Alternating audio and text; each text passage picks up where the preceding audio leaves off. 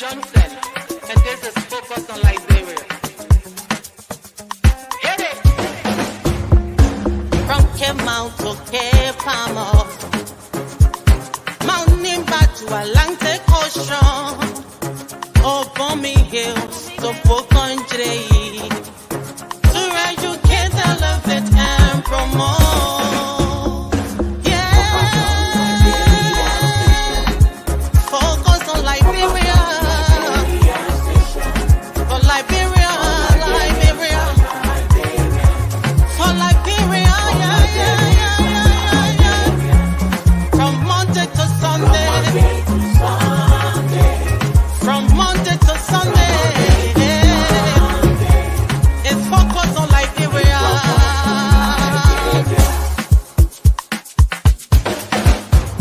Talk about home affairs, hey, in diaspora, current affairs, hey, reliable information, history, ooh, talking about culture, hey, politics, education, entertainment, business, sports, advertisement, articulation. Focus on Liberia. Focus on Liberia. Focus on Liberia. From Monday to Sunday. At Focus on Liberia, we discuss everything Liberia, from education to politics, arts and culture, entertainment, agriculture, history, religion, family, and technology. Focus on Liberia uncovers and showcases the best of Liberia and shows the world the truth about Liberia.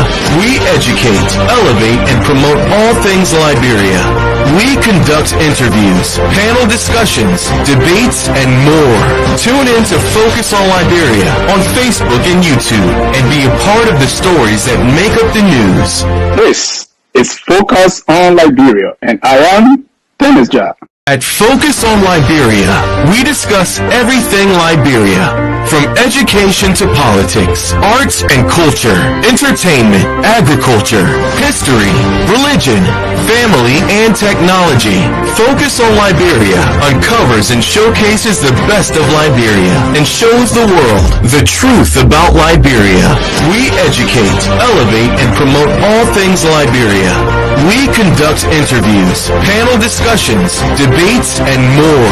Tune in to Focus on Liberia on Facebook and YouTube and be a part of the stories that make up the news. This is Focus on Liberia, and I am Dennis Jar. And I am Anthony Sied, and welcome to our program On Point, where we expect that the panelists will all be on point on the issues. I don't know about the panelists. I will be on point in today's edition of On Point. On our menu in today's edition of On Point, more 2023 runoff endorsements for President Weah and Joseph Yuma Boaka. And we also want to know, folks, are we seeing normal politicking or shameless hypocrisy on the sides of supporters of the two persons running to net the highest office in the land, and the presidency? We see that they were either on the other side and have switched side, and they are going all out despite what they said yesterday about the other. What is this? Is this politics? Is this normal politics? Is it just shared hypocrisy or shameless hypocrisy? And some people don't want me to say that, but this is what I do. I say the things they don't want to hear, and that is my job. Jerome Gibman is seated. He would say he on the winning side. I'm not sure of that. How you doing, brother? I'm doing very well. Thank you very much. And I can see I got my red coat. My red shoes is ready for January 24, 2024. Thank you for joining us. Mr. Gibman is always the host here, but I'm sitting him today because he took his glove off. He doesn't know what they call neutrality. But Aliyu is here. He's good at defense. Sometimes he goes for offense a little bit too. How you doing, my good friend? Yeah, thank you for having me, Dennis. And the most sad thing right now is the fact that the two most popular Liberians in our time will be out of politics 6 years from now, pretty much 6+ years from now. And now our concern is now we're looking around to seeing who has really contributed to Liberia compared to these two to replace them. But we're still looking to see who will replace these two in 2029. And who are those? Joseph Boakai and George Black-eyed Weah. and black-eyed. All right. I think that is a very good observation that we will find out. Also seated is my good friend Marco Palmo from the camp of the CPP. They didn't do too well, but keeping their cool. His side has endorsed President Weah. I don't know about him. Some of them are playing neutrality. It's good to have you, brother. How you doing? I'm doing great. Anthony. Thank you so much for having me on. It's always good to be here with these honorable gentlemen. Quite the contrary to what my good friend Ali said. I think we should be excited about 2029. I think it will bring about a new slate of leaders, and hopefully Liberia will be rid of this generation of lackluster leaders and have a real opportunity for change. But I'm glad to be here. Thank you so much. Thank you, Mr. Palmer, and I feel the same way. I'm sure that we will see new faces, credible faces, energetic faces, people who know a thing I or mean, they'll be the host here today. about how to lead our country. And I think that will be the chapter in which we will be putting behind the lack of the weak leaders we have today who are either bankrupt or just good at occupying political offices with nothing to show for it. Well, he calls himself Mr. Neutrality. Anthony Gay is here. How you doing, brother? I'm doing great. Like my colleague Pablo said, look, we are excited for 2029, and it will be very competitive. Even not just the presidency, but the legislature and the legislative election will be very competitive. We saw what happened in this particular election. Many folks did not return, and so by 2029, there will be many folks who are there also. Many of them may not return, and I can sit here now and tell you that race will be even more competitive than the presidency. Any reason to believe that, Mr. Cummings? Will you support my show face again? That is yet to be determined, and when he does, I think I'm still here, and I will support him, and I will hope that he will consider this, that he will not decide to walk away. Look, most Liberians now have seen the true nature of Mr. Cummings, and they will recognize that this man means well for Liberia, and we can hope that 2029, that the Liberian this time around, if Mr. Cummings so choose to run 2029, he will make a comeback and win this thing. Thank you. And folks in cyberspace, this is Focus on Liberia. This is our program on point, where the panelists are always on point on the issues, even though Mr. Gibman sometimes is not on point when he puts on his partisan cap. Aliu does the same, but they will be on point today. I will force them to be on point. They should be about Liberia now. We are talking more endorsements, gentlemen. I saw one from Dr. H. Wema Formula from the Progressive Community, to be specific, the Liberian People's Party. He contested on that party's ticket. The party has put forward Councillor Tiawan Gonglo. He did not endorse Tiawan Gonglo when Tiawan Gonglo was in the trenches and visiting every hamlet in Liberia. He did not endorse Tiawan Gonglo, but he came with ferocious speed to endorse Joseph Boakai, and he has all manner of things to say about us being on a path of disaster should President Weah be re-elected. And he went further by saying, look, if for any reason the election will be rigged, they will do everything to make sure that President Weah government is rendered illegitimate. That is Dr. H. Wema Formula talking tough. And I saw another endorsement. Let me pull up my note here.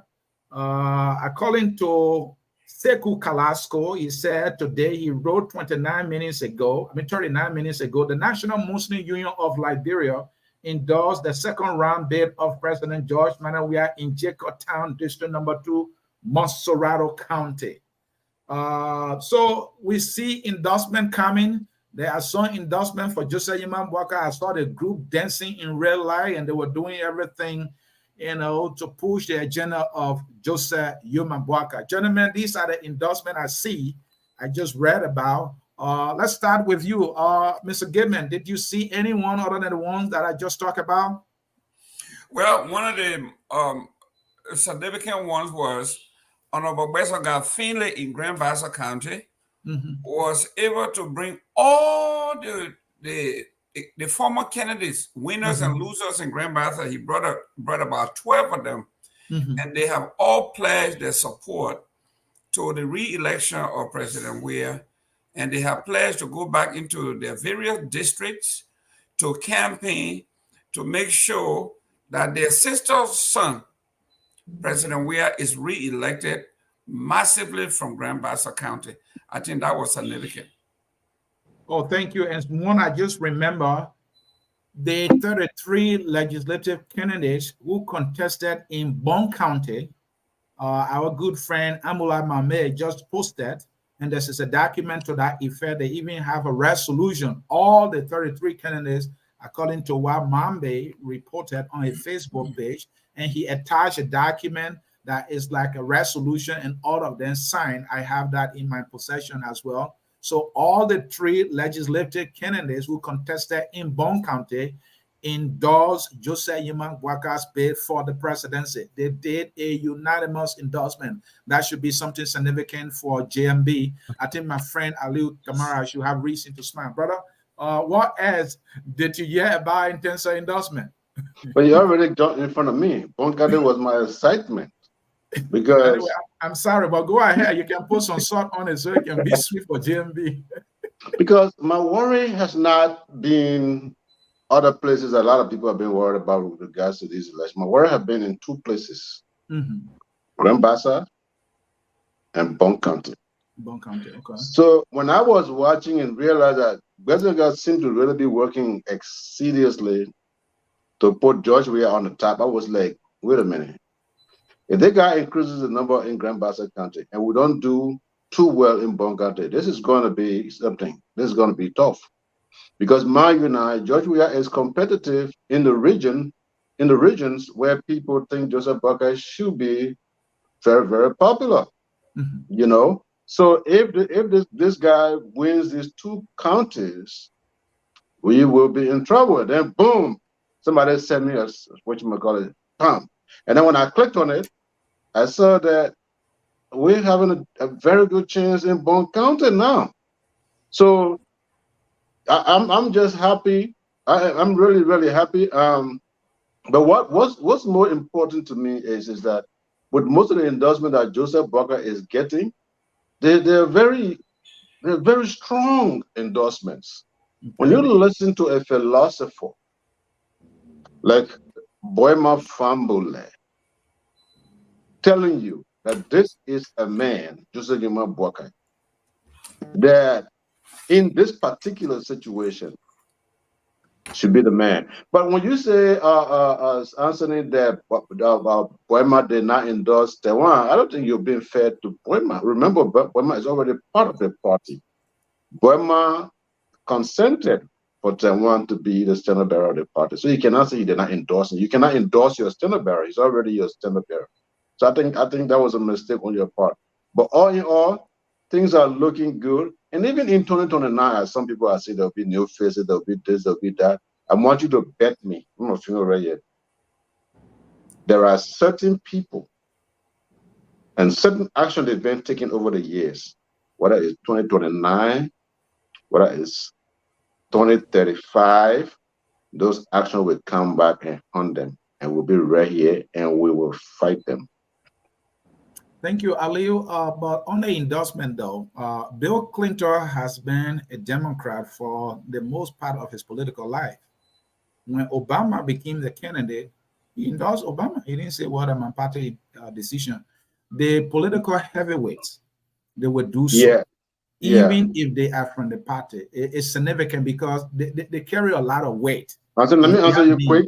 Let me answer your question. You can go to the other people. What you are saying is like apples and oranges. In the Democratic Party, they have to have something before the elections. They have to have something within the party amongst the Democrats fighting among themselves. That's, you can do an endorsement in that. In this case, they never had that. You understand the point? Let me give you another example. What's the puppet name? The Ted Kennedy.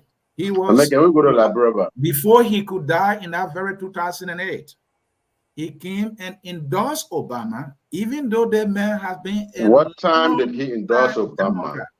He did. I remember that very well. What time did he endorse Obama? You mean the specific time he did? No, what I mean, was it during the election, the national election, or was it during the party election? It was during it was not the primary time. Democratic. It was the national election. It was the national election. It was not during the primary time. But what logic is it? I'm passing all the torch. But yeah, okay, you know what? Go to the next person. I don't waste my time. Yeah, Mr. Gay, come in here. Maybe you are familiar with how it is done here in the U.S. as well. Yeah, look, let me say this, right? My big brother Aliu Kamara will dismiss this kind of thing. And the reason being, he does not want to dignify them because he feels as though by doing so will make his party look bad. Right? The way Dr. Famula spoke, how he spoke on that way when Tawan Gonglo was giving the standard brochure of his party was solidified because people know him for being one of those who stood in the struggle for the multi-party democracy that we have today. For him not to jump on that bandwagon and, solidify, support, and I understand your argument better than answering here. And cement the standard brochure of Councilor Gonglo. Then now he coming out to make all of these speeches, or make a speech making the case for JMB. That shows that he was not 100% in support of Gonglo to begin with, because Bill Clinton is that heavy weapon that the Democratic Party has in their arsenal.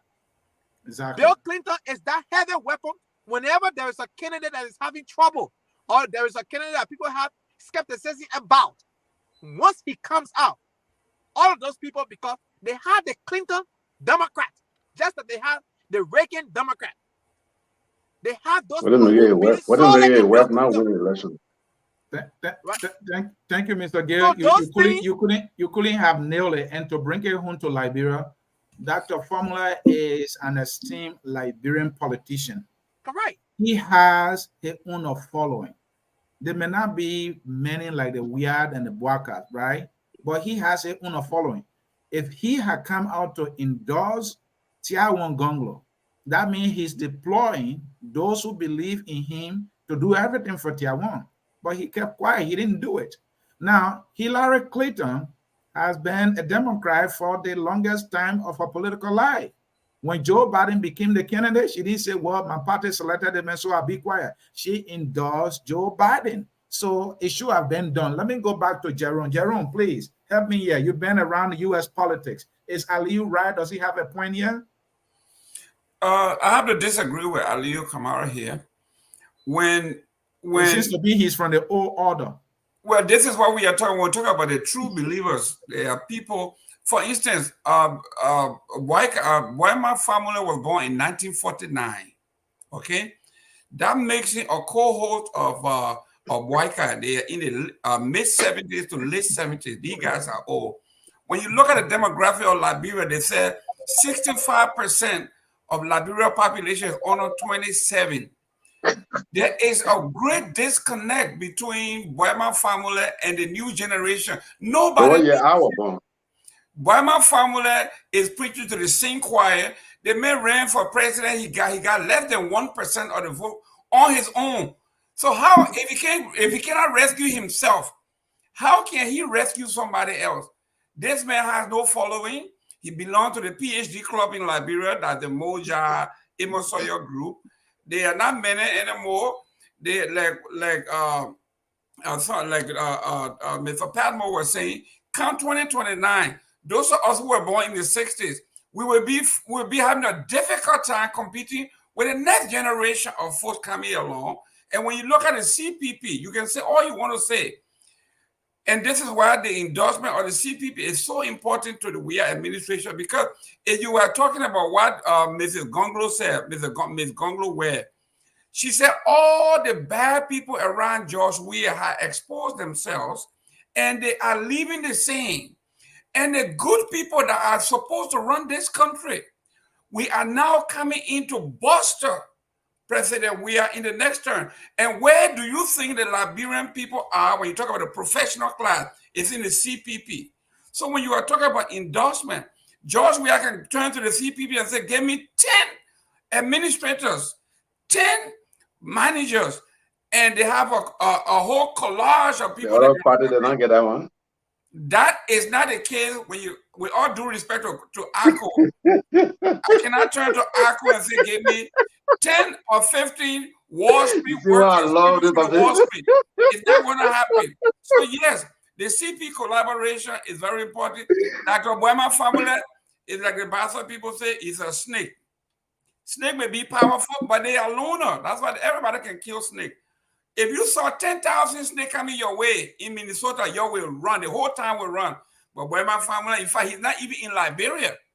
The man is not even voting. He says he's out of the country, and he will do all he can to illegitimize the president from outside. So what kind of endorsement is that? You're not in the country, you're not voting, you have no investment, you got no. His only complaint is that when President Weah became president, the educated class went to him that we are ready to lead, and he said the president what he said the president did something to them that minimized their stature in society by passing over there and bringing in new folks. Can you imagine this man say he's entitled? They have some group in Liberia called an educated class that were born to lead.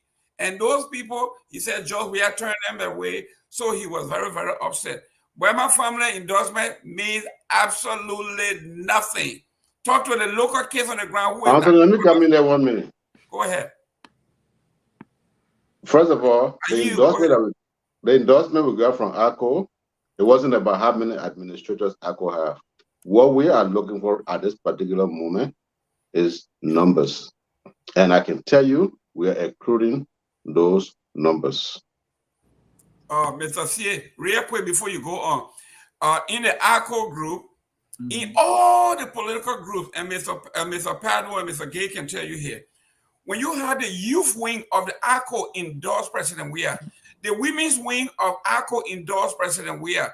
On Friday, the entire ACO of Magibi endorsed President Weah, and we are hearing that Kwani Boni, the heart of the Mandingo sector, they are getting rid of endorse. So what is that? The only people that endorsed Waika are Lucini Camara, who is I think 100 years or close to 100.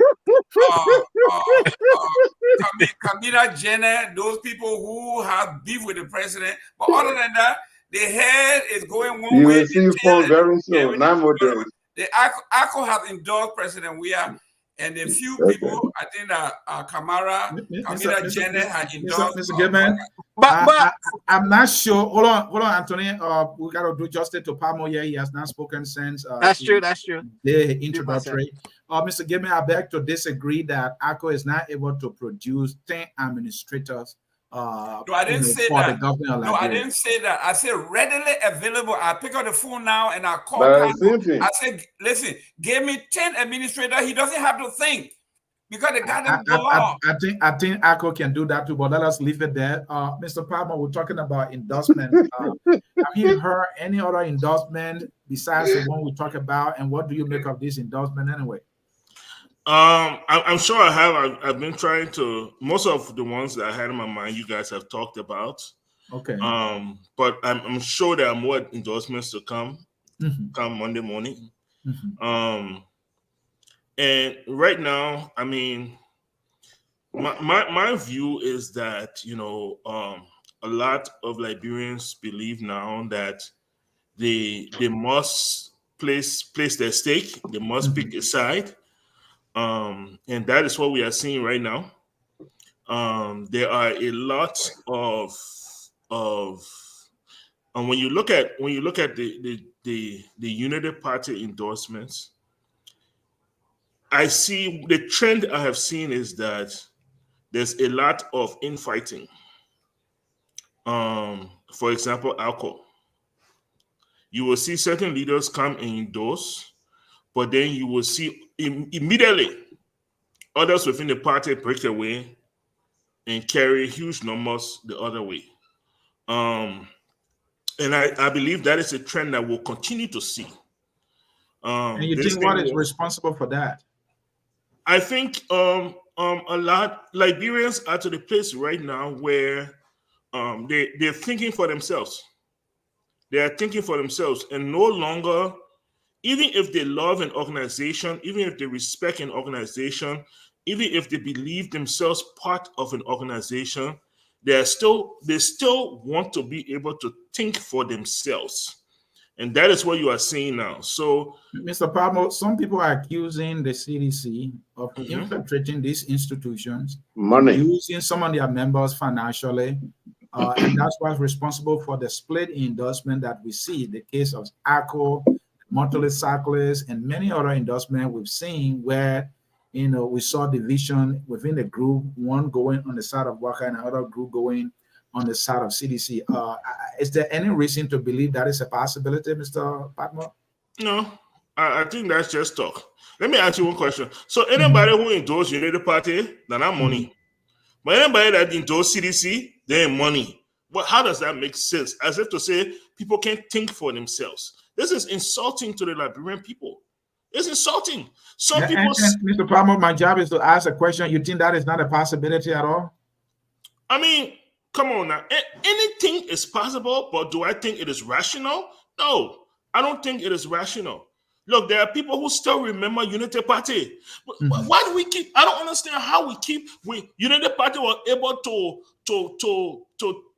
hijack the opposition and dress themselves as the Unity Party is not in opposition. Unity Party is the former ruling party. That's who they are. People remember these people. We remember 2017. We remember when they broke down NoCal. We remember when they couldn't answer for monies. We remember when Harry Greaves was found dead behind the mansion. We remember these things. Why would I can like to say Unity Party never existed before then and they're only opposition and they're not being in power? No, people remember Unity Party. Mr. Palmer, if you are refuting the issue of inducement, financial inducement, could there be any motivation to that? Because we look on the JMB side, Prince Johnson endorsing JMB, it was for some political motivation. Bringing Jeremiah Kuhn and all that political motivation. It may not have been cash, even though it's been rumored that about 250,000 changed hands. You remember at some point, Costa said, "What the way it is now is about money. Who brings the money gets the job." That's why he went for the $30 million, right? So, just as there might have been some motivation, if not financial, maybe jobs, maybe connection to power. These motivations are reality on the side of the CDC as well. Of course. I mean, look, here's the thing, okay? CDC has a government in place, okay? So the people might look at it and say, well, the only thing CDC get to offer are money. But you have to understand, Unity Party still has yet to form a government. Okay, so there will be people who will endorse Unity Party with the promise of position. You think when Alcohol come to when Lucini Kamara come to Chida Boyka, you think Lucini Kamara looking for money? No, he's not looking for money. But he probably most likely might have other things he wants. My man. The power. He wants power. He was finance minister before, I heard. Yes. He might want position. He might want put one of his people in position. He might want future government contracts. There's so many things there to offer. Okay, so it's there. That's why we asked the question, is it possible? I say yes, anything is possible. Okay, but it's irrational to think that only the people that endorse United Party are patriotic and they are doing it for the country. And anybody that endorse CDC, then you are the devil. You are only there for money. You have been bought. That is irrational. That is irrational. That's fair what point it is there, possible. But yes. Fair point. And Mr. Gay, unmute yourself there. The whole issue is almost like a narrative now that has been carried on by the Unity Party and its supporters. When an individual endorses or supports this President Weah, it's like, what? How can this ever happen? Are you out of your mind? Right? Even though this is a democracy, people have the right to choose who they want to support. You can disagree, but it's more like looking at them as being unpatriotic, out of their mind. And, what do you make of that? Is this something that they really mean to say? No, they trying to play on the emotion of the people, trying to portray themselves as though they are the alternative to Liberia. Just like Mr. Palmer just said, 6 years ago, it was the same Unity Party, just like Yuma Bwaka flying helicopter around the country, campaigning. Has state resources to his disposal. Someone else say, oh, he used his own money. That helicopter was not just like Yuma Bwaka own money. Let her be fair here. Compared to the resources that the Unity Party government received from international community, to their performance, they failed. The Liberian people, even USA had a whole show about that. They failed. And so, for them to come back today and pretend as though supporting George Weah is the worst thing ever a person can do, that is undemocratic to begin with. That is insane.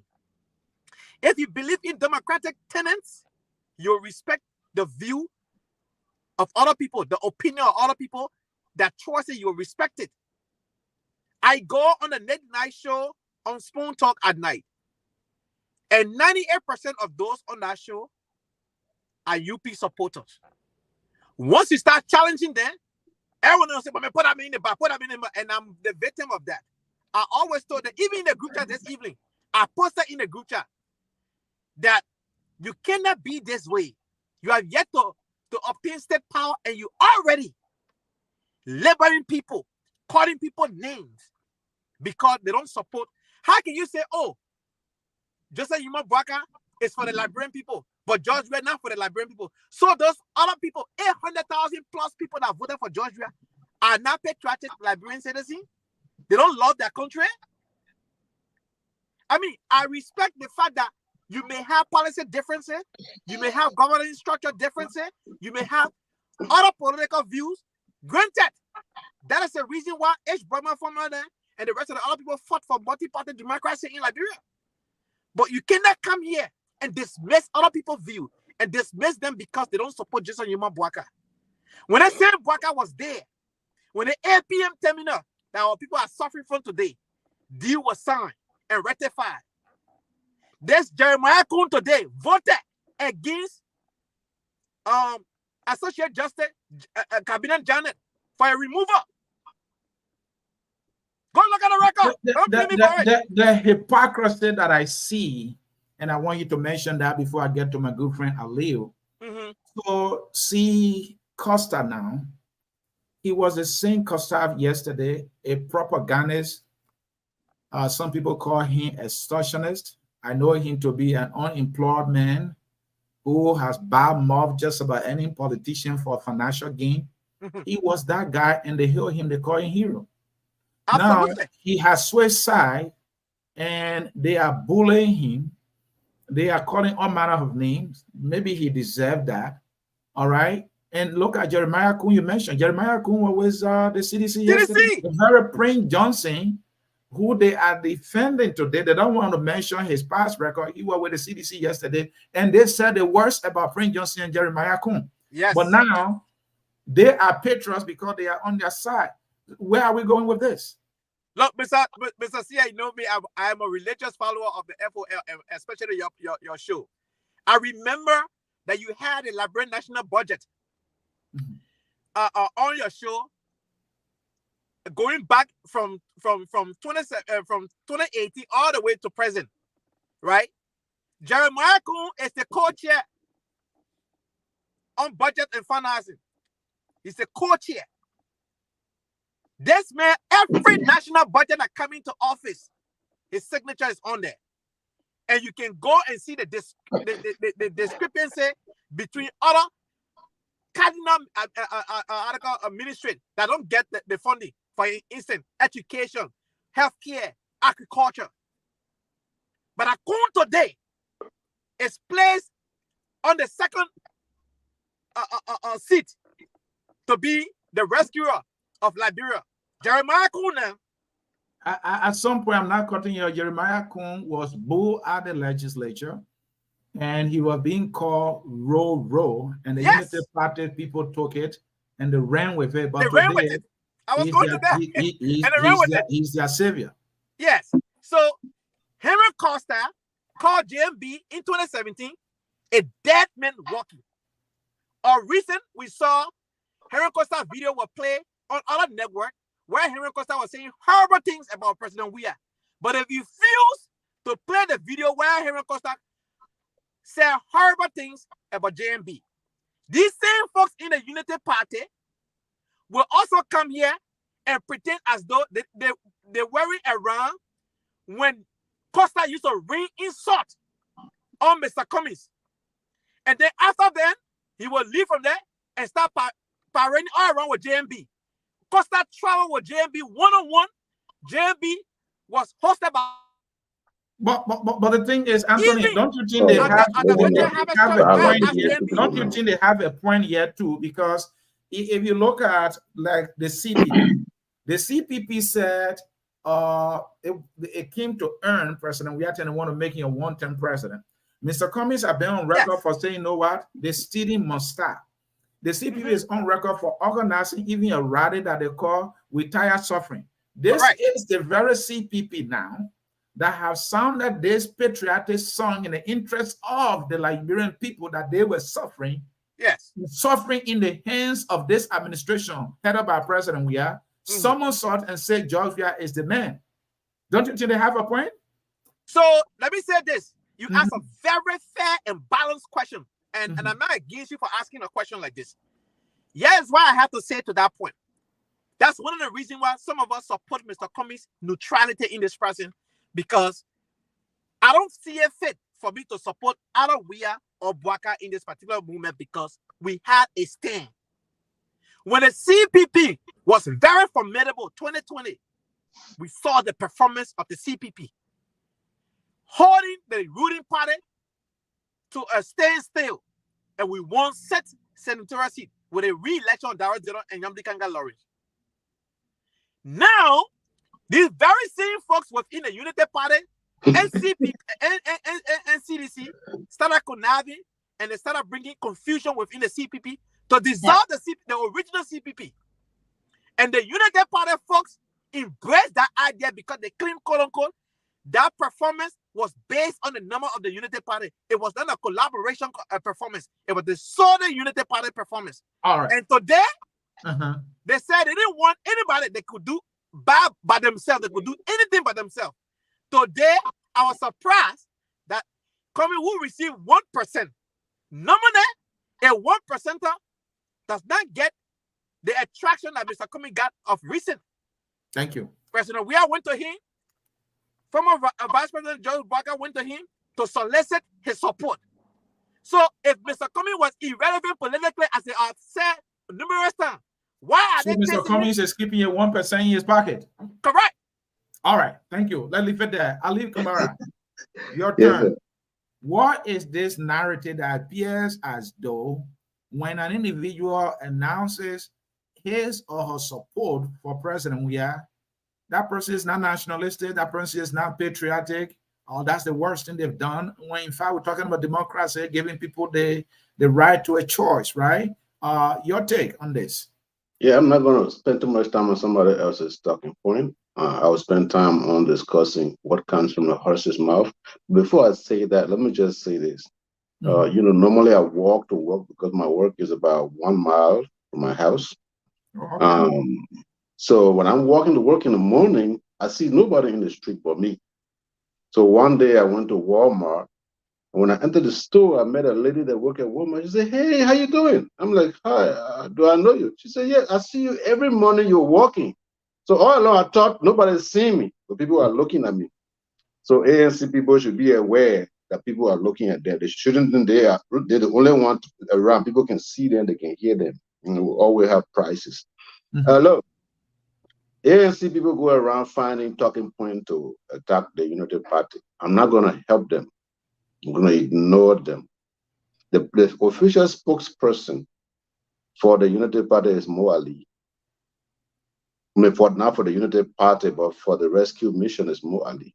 He has had no official statement that anyone who doesn't support Boakai, you are unpatriotic. Joseph Yuma Boakai is the point man of the Unity Party.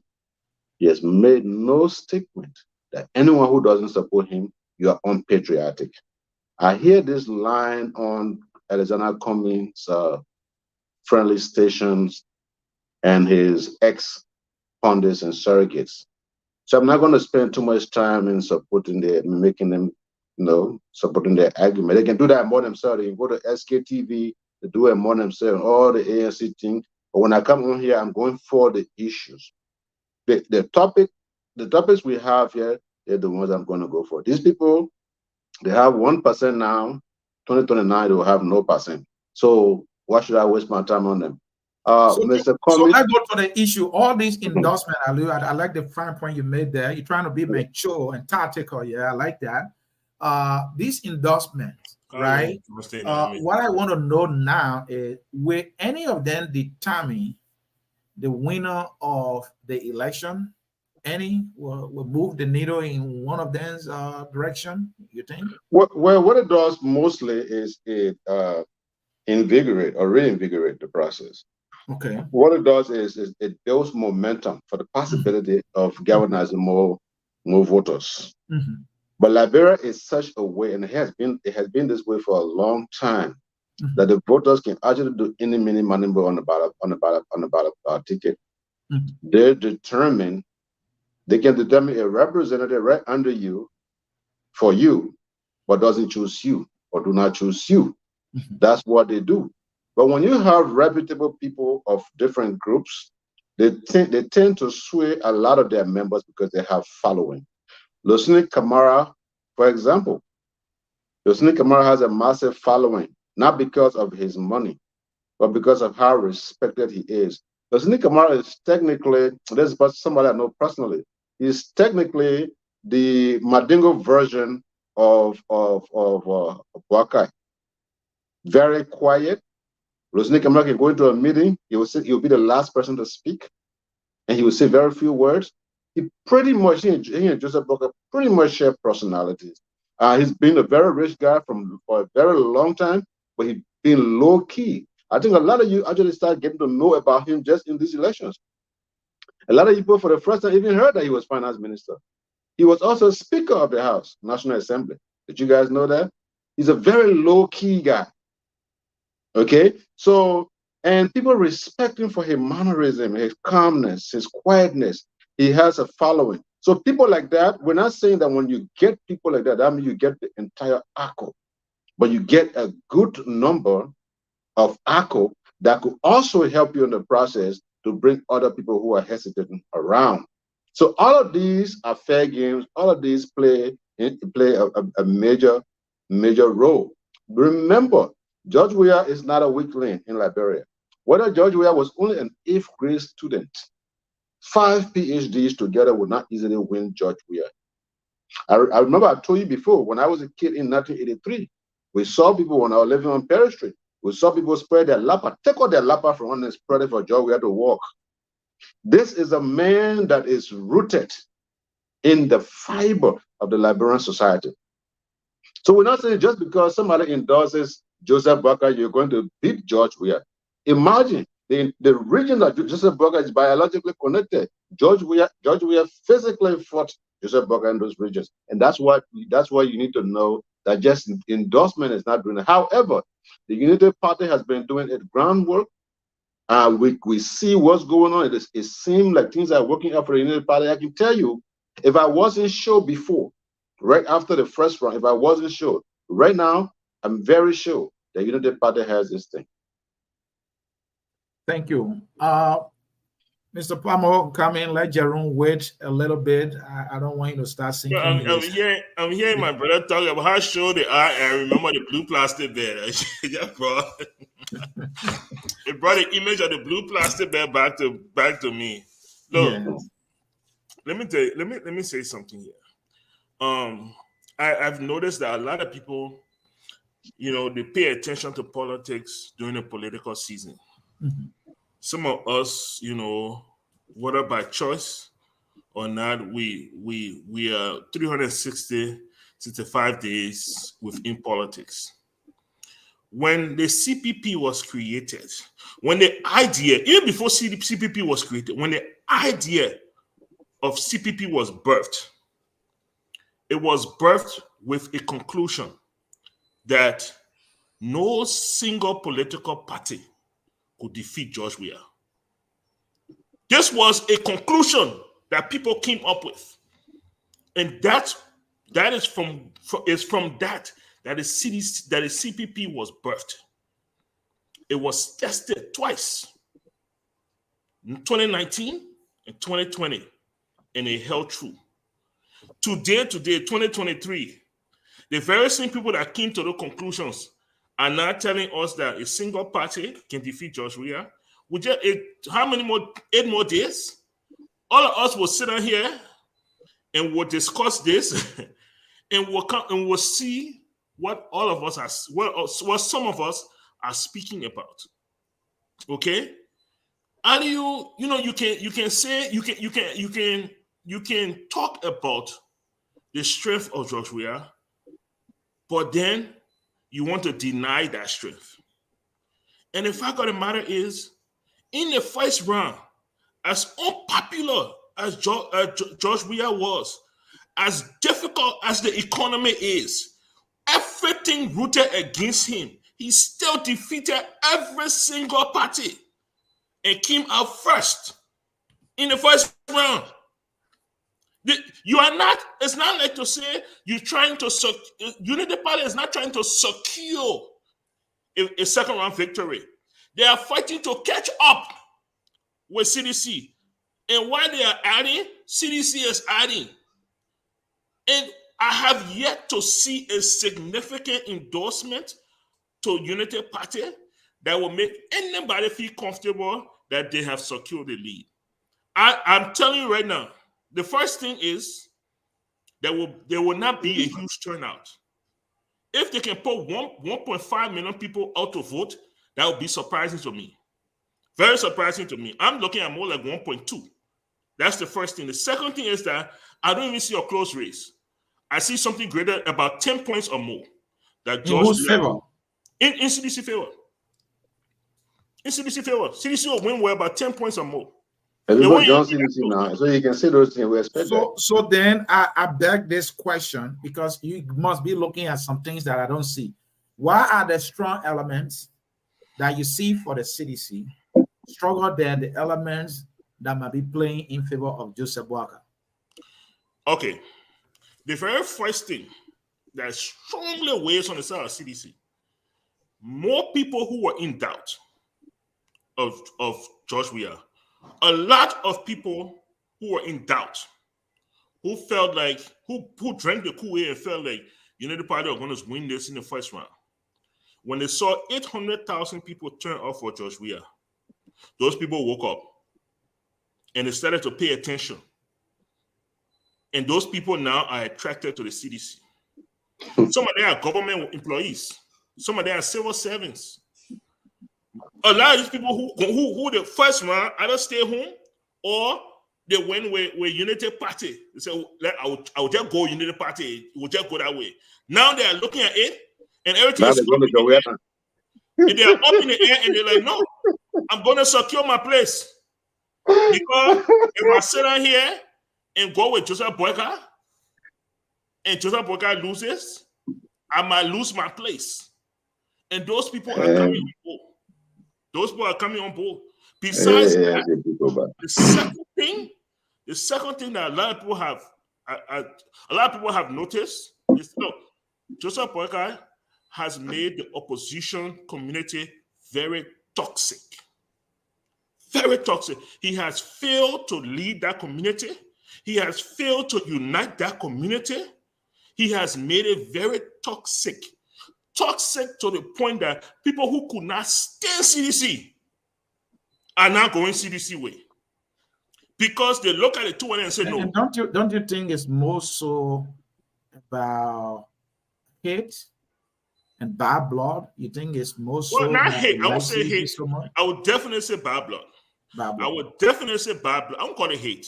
But there is a lot of bad blood within the opposition community. And I will say it again. and is there something they were looking for from Boyka that is yes. They were looking for wisdom. They were looking for leadership. Some people are looking for just a mere apology. Some people are just looking. Some people are even just looking for apology. Some people, yes. Some people are looking for apology. Some people are looking for leadership. Some people are looking for just a call to unite. Do you know that since October 10th, Joseph Boyka has now come out and spoken to the opposition community and called for unity and called for them to put everything aside and to exert that leadership and say, look, my people, if I cross you in any way, I'm sorry. That politics, I didn't mean to do that in a personal fashion. But yet now it's the time we have to come. Look, leadership, that's all I'm saying.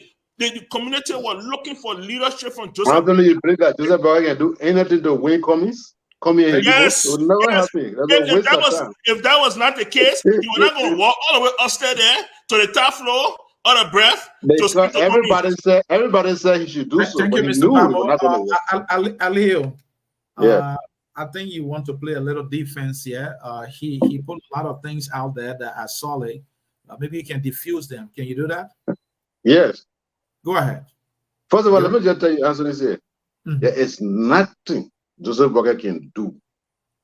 Absolutely nothing Joseph Boyka can do to win Ellis Cummings. Ellis Cummings came to Liberia politics, complete baby in the politics. The first person he decided he has to rub shoulders with is Joseph Boyka. And let me say this. They say anything is possible. They say politics makes strange bedfellow. Is that right?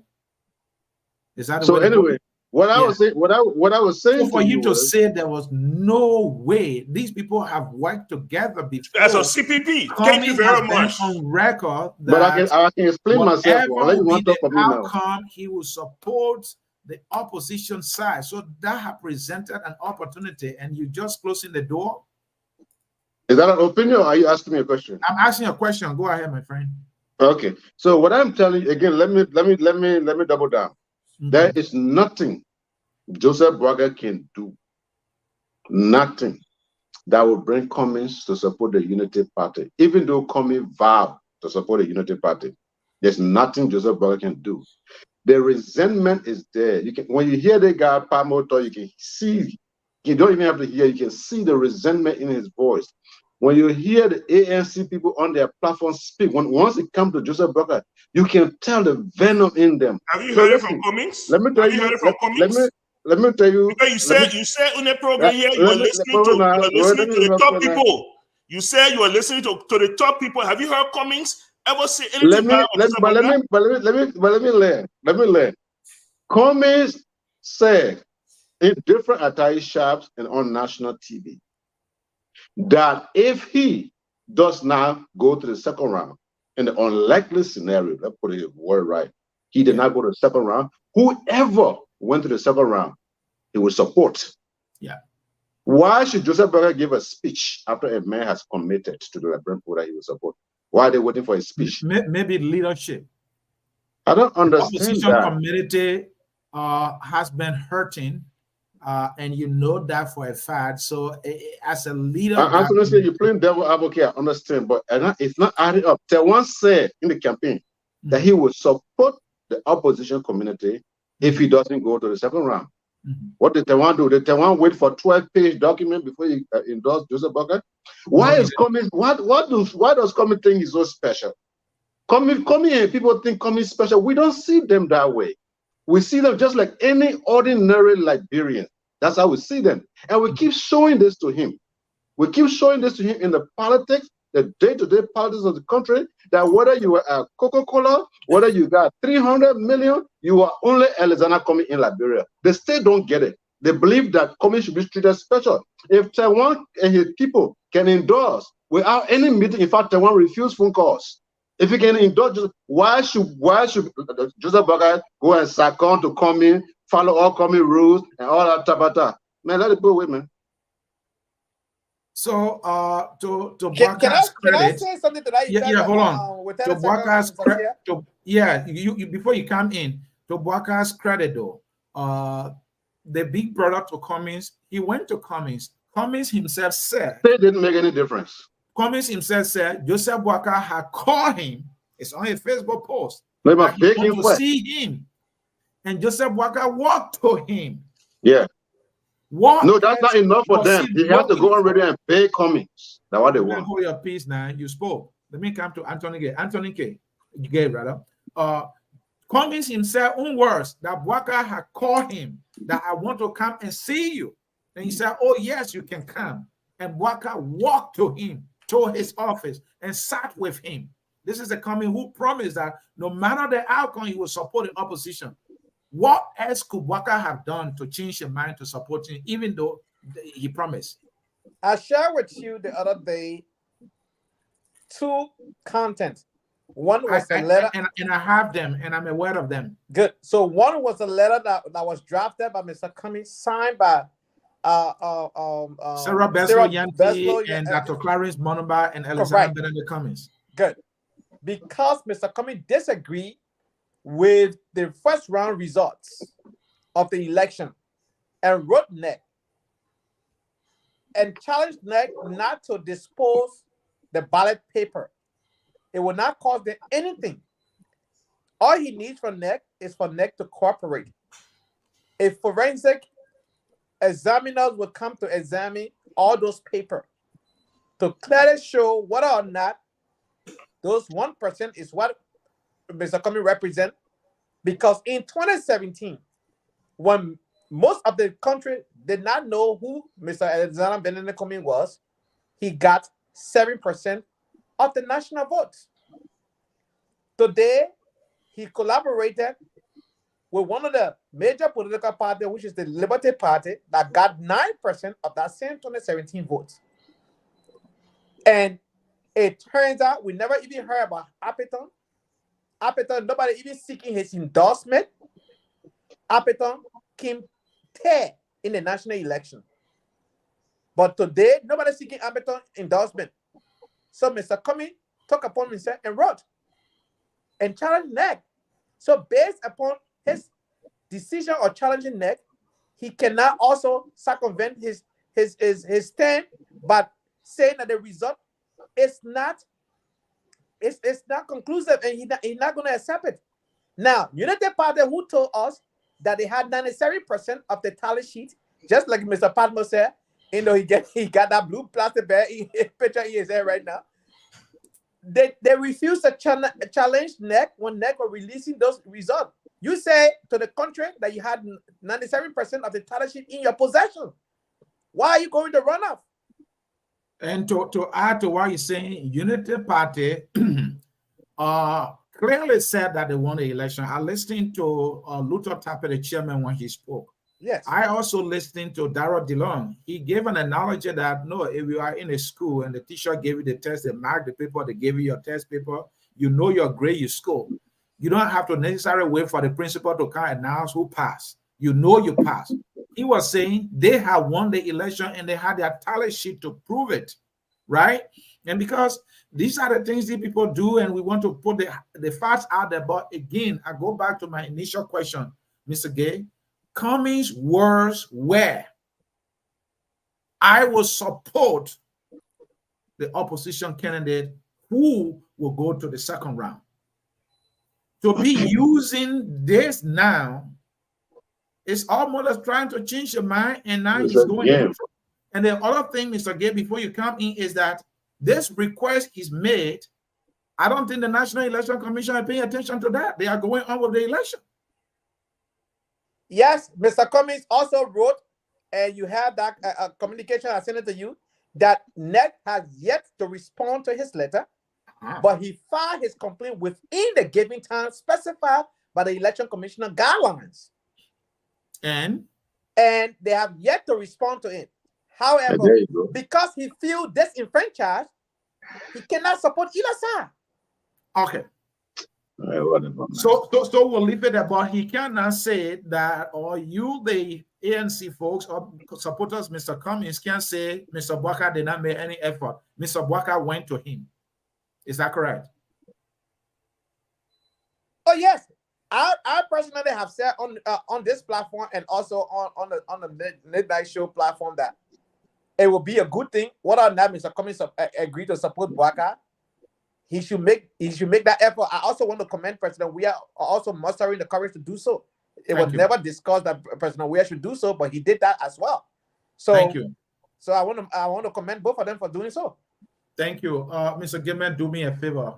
Take out your CDC bearer and that's not possible. Take out that bearer. Your Sacomoran juice cup, pull it aside. I want you to be analytical here. We are looking at these endorsements. Which ones you think carry some weight? And what side do we find those ones? Well, one of the things that we all talk about in politics, in family relation, in everything you do, is this thing they call burning bridges. It doesn't pay to burn bridges. If Padmore and I disagree vehemently on something, there has to be some avenue at some point where we can merge and say, listen, we are all Liberian, we are professional folks. Let's do this for the sake of Liberia. But in a leadership like or lack of leadership in Joseph Boakai, and I'm going to use Edwin Snow here as an analogy. He said he sent his resignation from the Unity Party. He expected the statesman to call him and say, my son, what happened? Let's talk this. He said instead he got a text message from Joseph Boakai saying, one monkey can stop the show. A lot. They don't need him. Same thing happened with Uri, with all Uri have done. He trashed Uri. Everybody, you see, sometimes the people say, President Weah doesn't speak, they're cussing him out, he doesn't say anything, he's mute, he's bobo. But look, it's paying off. He burned no bridges. He was able to go back to Costa. He was able to go back to Cummings. He was able to go back to Uri. He was able to go back to Taylor. He was able to go to Snow. All of these people. And Musa. And Musa Ability. And Musa Ability, who is the bank of ACO, he said to the folks, don't even mention it.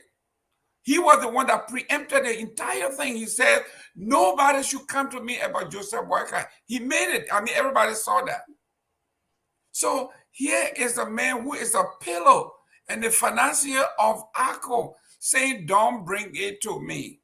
So then we have here. Anthony, you can sit on there, maybe making us stuff, man. Mr. Gilman, hold on. There's an important piece here you may be forgetting, because we do this to inform our people to know the politics, right? Costa, despite of my reservation, which is strong against the way he conducts himself as a politician, right? He exercised some patience when Bwaka threw him under the bus. He was quiet for the longest. And when he broke silence, something he said, I have not received a call from Joseph Bwaka. Up to now, I have not received a call. And that's why I love They Joseph believe Boakai. that he was hoping that Joseph Boakai would call and say, my son, let's put this behind us. He narrated the manner in which Kun was chosen. Whether or not he's telling the truth, but he said they were not given prior notice. And that remains to be true, right? But one thing I believe he said is he never received a call. So go ahead. Yeah, so we are talking about when you talk about burning bridges, these are the things we are talking about. For President Weah to get an endorsement, when you listen to the vice presidential candidate of the CPP, Charlene Bronsky, you could tell in her voice the commitment, the passion with which she came to say, you know what, our country first, and I'm going to go out with the same vigor, the same rigor that I did with my own to make sure that we succeed. When you listen to Mrs. Gonglo, the way she spoke, in fact, she was on Radio Ganta, and the people say, we're hearing that President Weah gave you money, he bought you over. She said, listen, I'm a professional woman. I told the campaign, anywhere I go, campaign do have budgets. I submit my budget. You do not expect me to use my little Toyota I got here to go run campaign for Joseph Boakai, or it's not going to happen. My campaign requires a car, gasoline, and stopping for my workers. So she was professional. Larry Yankwe, this guy who was in Nima County, one of the vehement opposers of President Weah, he said President Weah is easier to work with because he is more tolerant. Somebody with whom you can work. So you're looking at these people and you're going around, Western got feeling. President Weah opposed him vehemently in Grand Bassa County.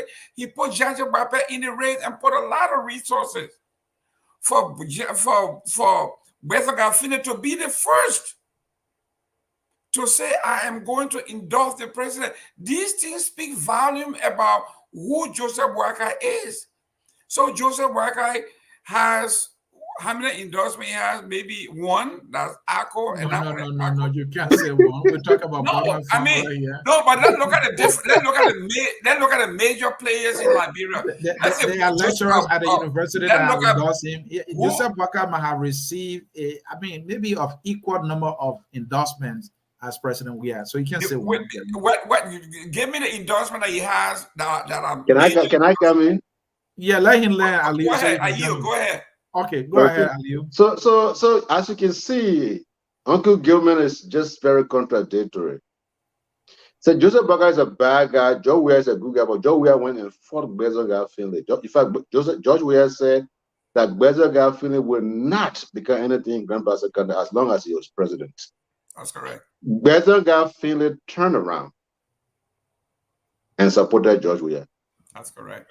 What's so much happening now that Comey cannot do the same, and if Comey doesn't do the same, then it's Joseph Boakai's fault. You see, people want to. The question you asking, or you just talking? People want to eat a cake and have it at the same time. But Ali, that ask question. We cannot. Ali is protected, gentlemen. Hold your peace. Ali is protected. Go ahead. Look, when I come on the show, ANC people know exactly what I'm going to go through, so they don't surprise me. Okay, but here is the thing. Everybody else in Liberian politics, something happened to them. They fought with George Weah, fought bitterly with George Weah. Some people were smuggled out of the country because they were running away from George Weah. Those people and George Weah can still work together. But you have one person who I don't know, they say he was Jesus Christ and he had a big tent for everyone. That once you wrong him, you must go and lay down under a foot because you are one time with Coca-Cola. That one person. But let me tell you this. When we hear one story from a loudmouth Henry Costa, a man who will stop at nothing to get his way. A man who we once called hero. Go ahead. A man who will stop at nothing than to have his way. And people expecting that Joseph Boakai and Henry Costa will exchange words. Oh, Henry Costa said this. Joseph Boakai did not respond. I can guarantee you, Joseph Boakai will never respond to Henry Costa. ANC people can push it till they get tired. Joseph Boakai, let me tell you something. Joseph Boakai will do what he want to do the way he knows how to do it, and he would not be directed by these political newcomers who think they know it all. Thank you, Aliu Kamara there, learning Couldn't a have very said it strong way. better.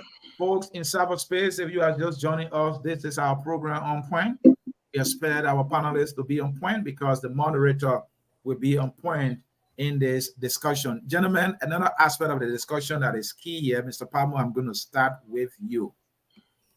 Which political actors should we expect now to campaign for their endorsed candidate?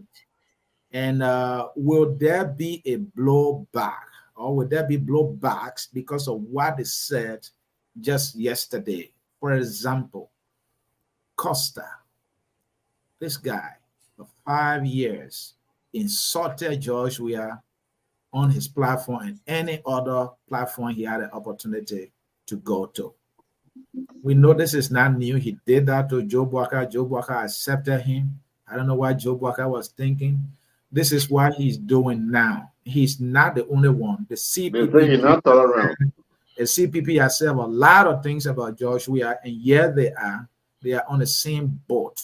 And Weah is the captain, the guy who they said he was inept, he's clueless, he knows nothing about governance. That's the guy now is their boss. He would tell Morale Yakula what to do, and they will succumb. He would tell Aloshoto what they would do, they will succumb. Look at this that we are seeing, my friend. My question is, will we see this individual on the campaign trail for the individual they endorse now? And will there be blowbacks? So there's a couple of things. One, no time. Let me be honest with you. There's no time. So there is not going to be any sort of what you call campaign trail or this and that. Look, there are different forms of endorsement. Some people, based on their endorsement, is more of, I will rally my people. Or through this action, my people are rallied. My people know the direction we are going. Okay? It's not like, all right, you Mariah Yakula, since you brought her name up, okay, my dear sister, it's not like say you will see her in Kakata on with some what you call campaign group. Maybe with Jefferson Koji. No, you will not see her in Kakata with Jefferson Koji, who is the mayor of Monrovia. No, you won't see that. But what you maybe with Mamba Molo, because Mamba Molo are at the headquarters, and she was there as well. Yeah, that was the CPP headquarters. Mamba Molo came to the CPP headquarters. Look, let me tell you something. This is what we are talking about. With all that has been said about Mamba Molu recognized. He said, no. Okay? Yes, I am going to reach out. I will be present. I will show face. I will come there. This is leadership. Unfortunately, this is leadership we are seeing from CDC. You really think that CDC could not have launched a viral attack against ANC or CPP throughout these elections? All the times we went after CDC, you don't think CDC could have mounted their forces against us? CDC knew you were not their type. Okay? You're not but equal. CDC understood that this was not going to be a one-round victory. They understood that second round, we are going to need people with us. CDC understood that. You people talk about Henry Costa. Look, Henry Costa fled Liberia. Henry Costa had the worst things to say about Liberia. You think Henry Costa picked up the phone and called George Weah? George Weah picked up the phone and called Henry Costa. Yep. Look, I will be the first person to tell you I have serious issue with George Weah and his leadership. But when it comes to a human being, George Weah no human being. I will tell you that is his stronger point. George Weah knows human being. And people can disagree with George Weah on so many points, but they'll always tell you if you and George Weah sit down, let me push back. Go ahead, please. You said George Weah knows human being. Human being. In what way? Let me give you a scenario.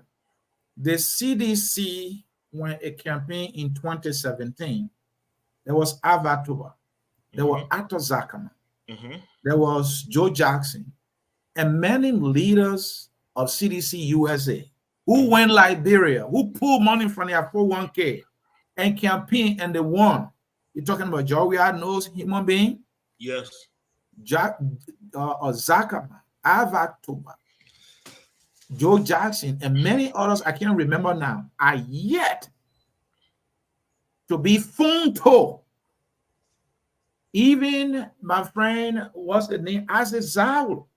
He had to make efforts and efforts like you were begging to get a job in his own government. And you call that job where knows human being. Maybe he knows human being when it comes to power, when he wants it. Go ahead. Okay, so first let me explain to you what I mean when I say he knows human being. Okay. Do you think that Joey can pick up the phone and call those people? Joey can pick up the phone and call those people. Maybe he's come to the conclusion that he don't need those people. The people that Joshua believe that he needs, he has picked up the phone and called.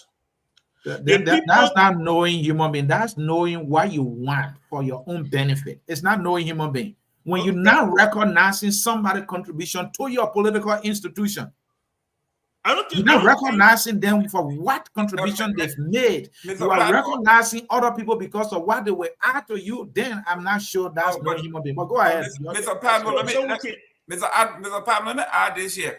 You see, Mr. Padmo said earlier, when you look at the numbers of people that voted for the president, 804,000. We all can get jobs. How many jobs they got in the government? Maybe 5,000.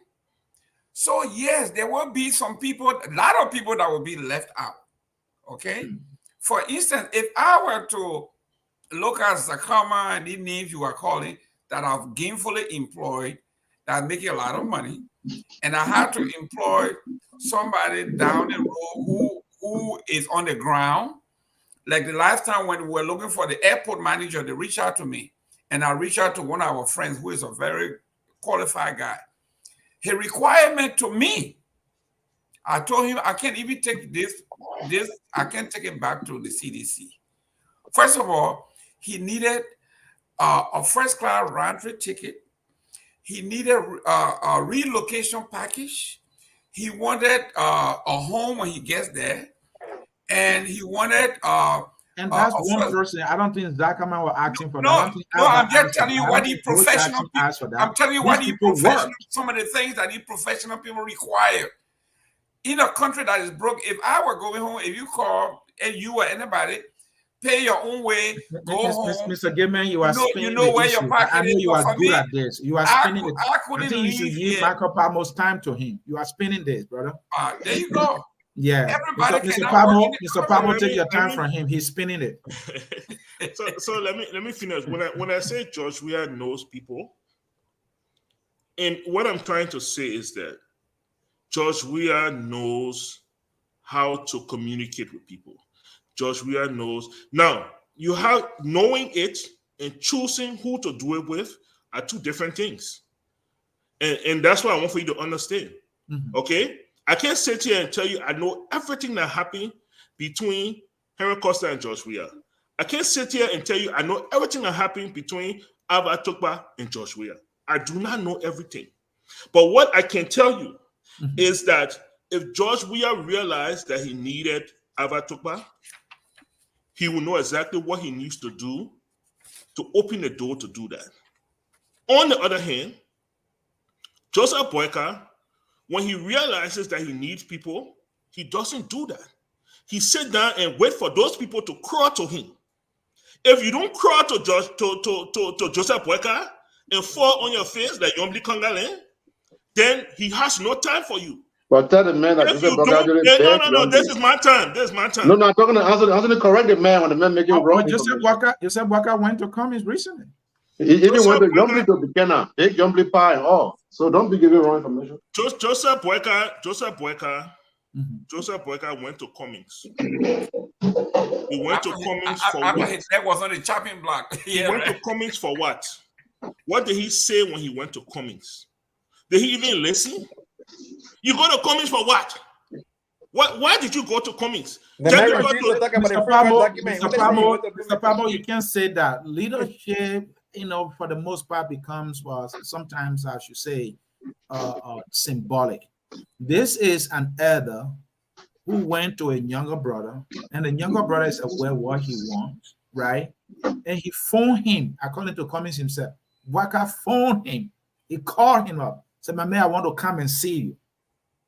What else could he have said? This is what, okay. Thank you for giving me the opportunity to expound upon that. Mm-hmm. Before when we were speaking, I made a statement. I said that Joseph Boyka has not shown leadership. Everybody, well, not everybody, but Aliu interpret that to me that Joseph Boyka has not shown leadership to Alexander Cummings. No. When I made that statement, I said Joseph Boyka has not shown leadership to the opposition community. Mr. Cummings is not the opposition community. He's only a part of the opposition community. There are hundreds of thousands of people, okay, that are tuned in. Going to Cummings and having a secret meeting with Cummings is not showing leadership to the opposition community. To the opposition community. This thing what we have that, oh, well, he's an elder, so therefore everybody is supposed to crawl to him, does not work. It does not work. Nobody is going to gravitate to that. If that was the case, Joseph Boyka would have won the first round. Joseph Boyka needs to speak to the young people. He can't wait for the young people to just say, yes, Papa. Anything you say, Papa. It doesn't work. We all know this. Okay, the same case with Henry Costa. Henry Costa was a nephew to Joseph Boyka.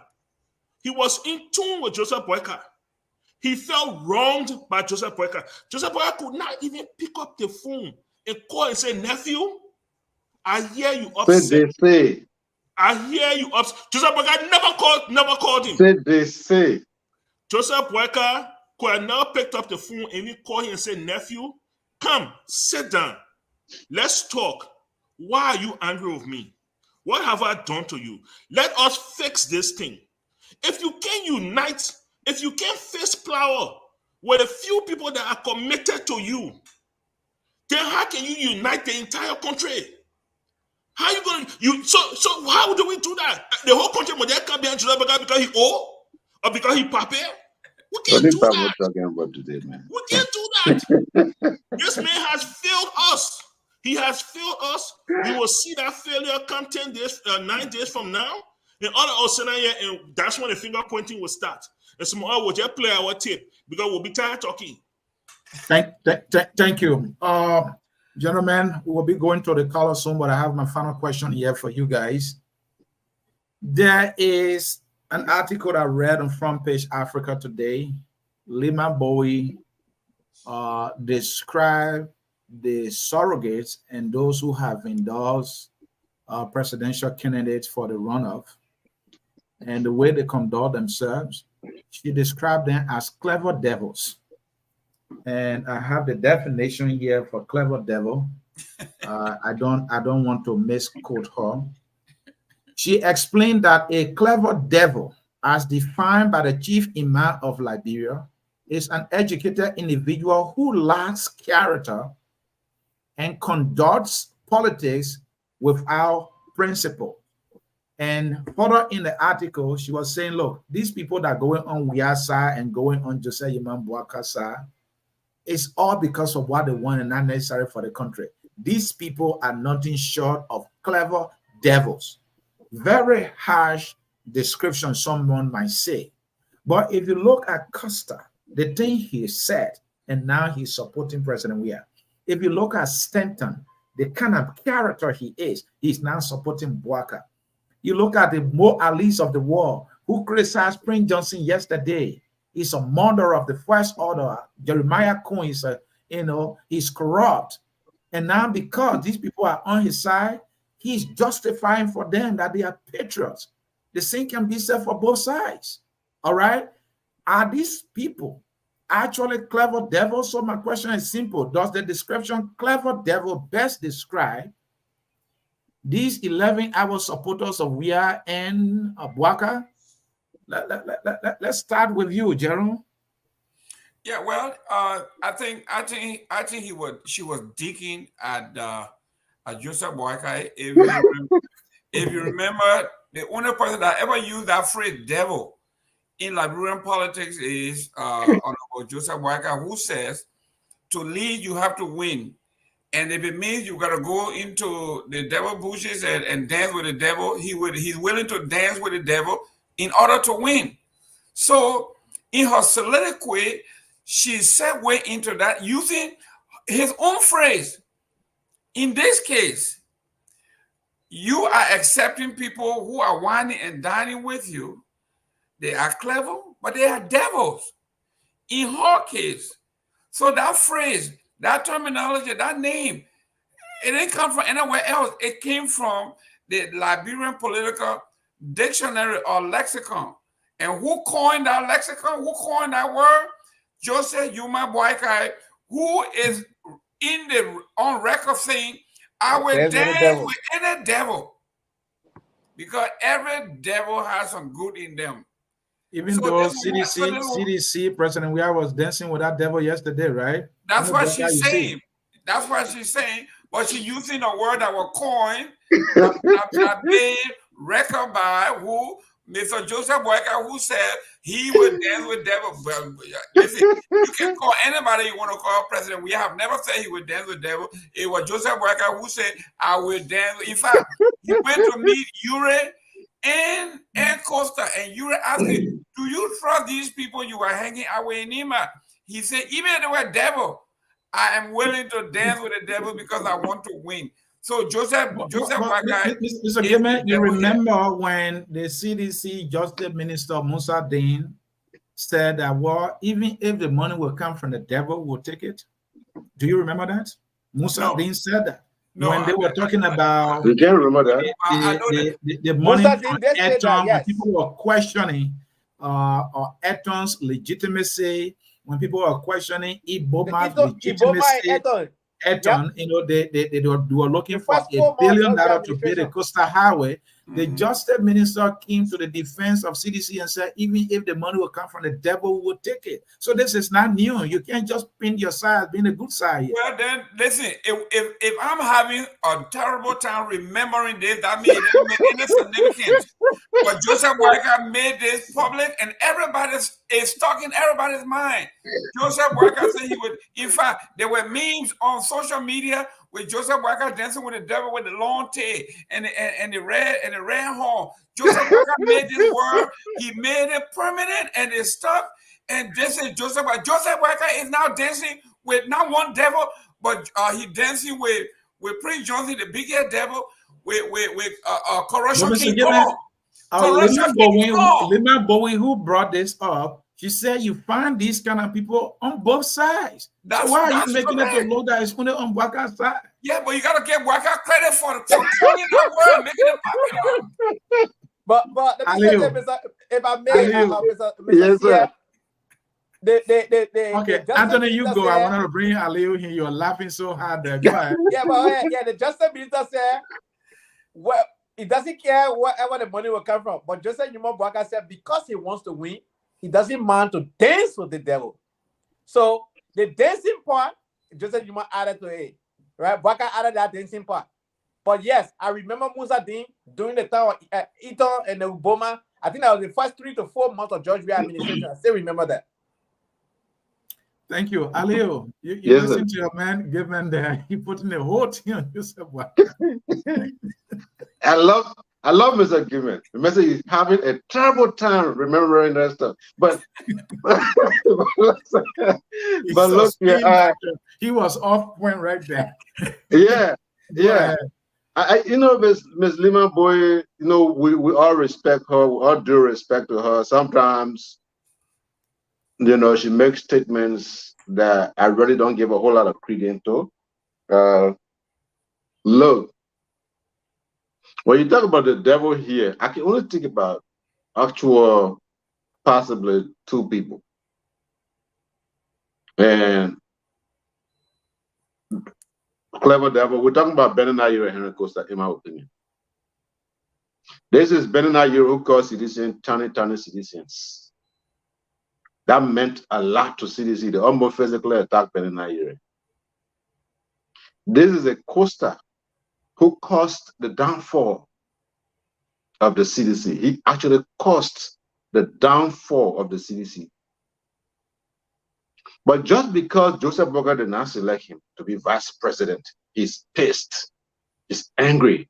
He makes up about 30 million.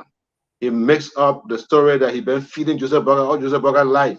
He makes up a whole lot of stuff. He's angry. He's bitter. And then he goes to CDC. Vengeance.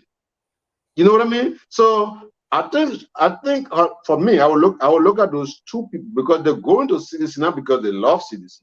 They're going to CDC to prove a point to Joseph Boga. It's all on the basis of grudge. And kudos to George Weah is capitalizing and making the best of it. You know, that's all I can say about that. And Aliyu, do you think Weah's move Ms. Costa and the Ure, you know, to look foolish and ugly in the eyes of Liberians because of all the things they said about this guy? But we are making fun of them, right? It's like they are campaigning for Weah. Sometimes I know Weah is looking at this guy and say, damn it, these guys don't have brains or what? You know, but you could tell when he called them Buka. He said, "We catch you all at Buka." You could tell when he said that. You could tell Weah was. Yes, the funny thing, right? Yes, the funny Yeah. thing, right? At the ceremony, President Weah was there. He called Benny Nayere by his name and he mentioned that he is the political leader of the All Liberian Party. And then he looked at Costa. He never mentioned him by name. And going, well, No. Men can't talk all. And that was it. Yeah. That was it. And he did a thing and he left. How these guys made Weah to look so good? We are play with them. We are disgraced them. And moreover, most of the CDC hierarchy did not even attend it. All right. So for me, those are the only two. I wouldn't criticize the CPP leadership for endorsing. I wouldn't call them, you know, clever devil. I don't think they went in anticipating that Joe will get anything. Aloysius told no that Joe will not get anything. I know he's very aware of that. You understand? So, but those two, for me, those two are the ones actually. Thank you. Anthony, let us come to you. That description, clever devil. Who are the surrogates now, those supporting these politicians, you think, given what they've been saying in the past and now, that description, who all you think it actually fit? Thank you very much. And yes, where my big brother Aliyu Kamara would not like me this evening. In a way, he doesn't even like me. And we had a time, everything you well, I like you. Men like you, man. I just disagree. Men like you. Yeah, I like you. But here's the thing. In all fairness here, right? Mm-hmm. The CPP formation was because they believe that no one political party currently in Liberia can defeat George Manuel Weah. This was thought about. No wonder you say I will not like you. You're going way back to that one again. Hold on. Don't take my time. Everybody knew this. We tested, and Mr. Pablo alluded to that earlier. We tested that 2019 with DeLong, first election. And we tested it 2020. And the Liberian people saw that it was the easy way out to get George Weah out of the picture. Then the same United Party people today hearing my big brother Aliyu Kamara saying, oh, Henry Costa destroyed the CPP. But who was at the receiving end of Henry Costa destroying the CPP? CDC. Yeah. I don't care much about CPP. But hold on now. Hold on. Okay, even he says destroy the CDC, but they say Henry Costa now, the group that we formed, we came together because guess what? Let's just be honest here. After 2017 election, the Unity Party were dead. It's the same formation of the CPP that brought life into Unity Party. Mr. Anthony, let's be quick on this. This is a who. So right now, this definition, this description fits. Yeah, we're talking about that description. Not devil. We got devil thing here. And who else? The two people who spoke about the devil thing publicly, who are public figure, Musa being first, and Joseph Yuma Boaka brought the devil team back again to the picture. And because both of them didn't care about how people will feel about them, like Musa didn't care, he said he doesn't care where the money will come from, because when it was discovered that the Ito and Iboma was a bogus deal. Joseph Boaka didn't play over, Musa didn't play over, man. Hold on, my man. Why you always do this to me? But after Musa didn't say that, and it turned out that loan was bogus, Musa didn't went quiet. He didn't say anything about the devil again. We heard the devil thing from Joseph Yuma Boaka, that because of this dancing with the devil, Nyombi Kanga Lawrence was not picked to be the vice standard bearer. Anthony, I read the definition of clever devil as Lima put it. Yes. You remember that, right? Yes. So, and she said these individuals are on both sides right now. And there are people that lack character and conduct political business with no principle whatsoever. It's all about what they get. Do you see some of them as we speak now in our politics? Oh, yeah, the Prince Johnson. Okay. Being a kingmaker, the Jeremiah Kuna are voting against the Liberian people way and going alongside with CDC today now has become now the savior of the rescue mission. I agree with you. Prince Johnson is indeed a smart devil. I agree. Or Jeremiah Kun is a smart devil, because after he criticized Joseph Boaka that this man is in Pampers, this man is declining in mental health, this guy will go and accept an offer from Joseph Boaka. Yeah, that is somebody who is a classical, a textbook definition of but the United Party for those things as that though. All right. Who else you have? Let's make the thing short so we can bring out. Another person I see today that's Snow. Snow was already on the United Party side, but because you're not seeing your way now, you're going back to CDC. And the same Snow spoke in the Senate recently that that breaking bread with the CDC caused someone that afraid of the king. Yeah. So what's about your uncle Fagon? Is he a clever? Oh, clever man. Fagon deny Yeke Koluba baby formula. All right. They see Yeke Koluba baby formula and forgot middle story and said it was a lie when it turned out it was a truth. Today, Fagon now left the CDC government and trying to speak for the United Party government. When they say Fagon deny Yeke Koluba baby formula. Fagon didn't work to the port. How could he deny Yeke Koluba baby formula? Thank you. Mr. Palmo, we're talking about clever devil here. This description here, we want to know the political actors, their definition fit, given the way they conduct themselves. Yes. You Fagon. I think when you learn a dictionary for clever devil, you see you Fagon picture right next to it. That boy has no soul. He has no soul. Not at all. I swear to God. It's entertaining. Yeah, but I mean I'm trying to tell you. I wonder if Fagon, you know, my man. What's no, when you mention it, the need, it clicked so well. I mean, the definition, the picture, it was just there. It was so clear. I think other people could be Stanton Witherspoon. Stanton Witherspoon is a clever devil, I believe. Stanton Witherspoon is on a mission. Stanton Witherspoon does not care about the United Party. He doesn't care what United Party trying to do. He's a narcissist. He's on a personal mission, and he's just looking for the ship to go on with. That's or the train to get on to get there.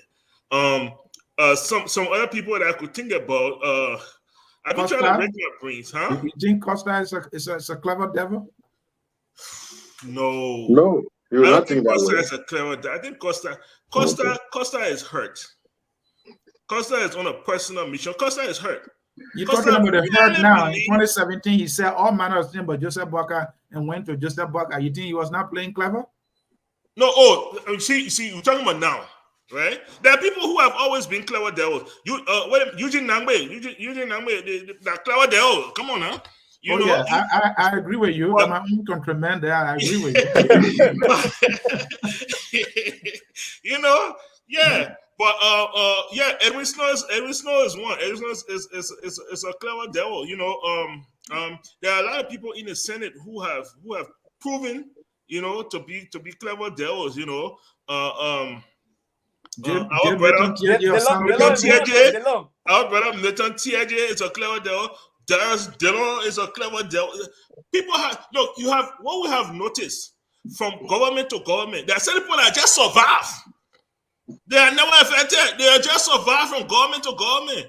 You know, and those people are clever devils. You know, they you know, that's how they do in Liberia. They survive. You know, but I here's the thing. This definition at this time, I think it was a blanket statement. I personally, I think it was unfortunate. I think it put a lot of people in a group who aren't supposed to be in that group. I was hopeful that my sister was going to name names. You see, when you name names, then it is more effective. But when you just put a blanket statement out there, sometimes it's unfortunate and it's unfair to everybody, because there are people now who are picking sides because they feel spited. There are people who are picking sides now because they are vengeful. There are people who are picking sides now because they want to get what they can get. There are people who are picking sides right now because they truly believe that there's no other way and this is the only way they can go. There are people who are picking sides right now because they are thinking about 2029. And they are, you know, and they are thinking, where are they going to sit 2029? So there's so many different reasons why people are picking sides. Thank you. Alio, let's make sure our callers are waiting. They want to participate in their clever devil thing. What's your list of clever devils that you see, given the way they conduct themselves in the politics? I mean, look in the comment there are people who are suggesting clever devils. Also. Yeah, I'm reading. Ali was the first. Ali was the first to go. He said Costa and Europe. But I forgot to throw ANC in there too. The ANC, the whole team that whole thing that clever devil too. They say, I want to hear your list of clever devils. The clever devil. Unfortunately, I got to tell you this. Joseph Walker is not a clever devil. If he were clever, he wouldn't be in the bind he is. But he went and started looking for a clever devil. At this point, he ain't got no devil on his side other than the one that he had already. That's good news. Prince Johnson and Jeremiah Cohn. And then you know, you get somebody who stole the army people money, ate it, and he went and he did that. You know who he is. Then you got the corruption King Kong of Liberia, Alex Tyler, endorsing Joseph Walker. The King Kong, the original King Kong with it. You think that definition fits your man Nukwe? No, Nukwe. Nukwe is not. Nukwe, just look at the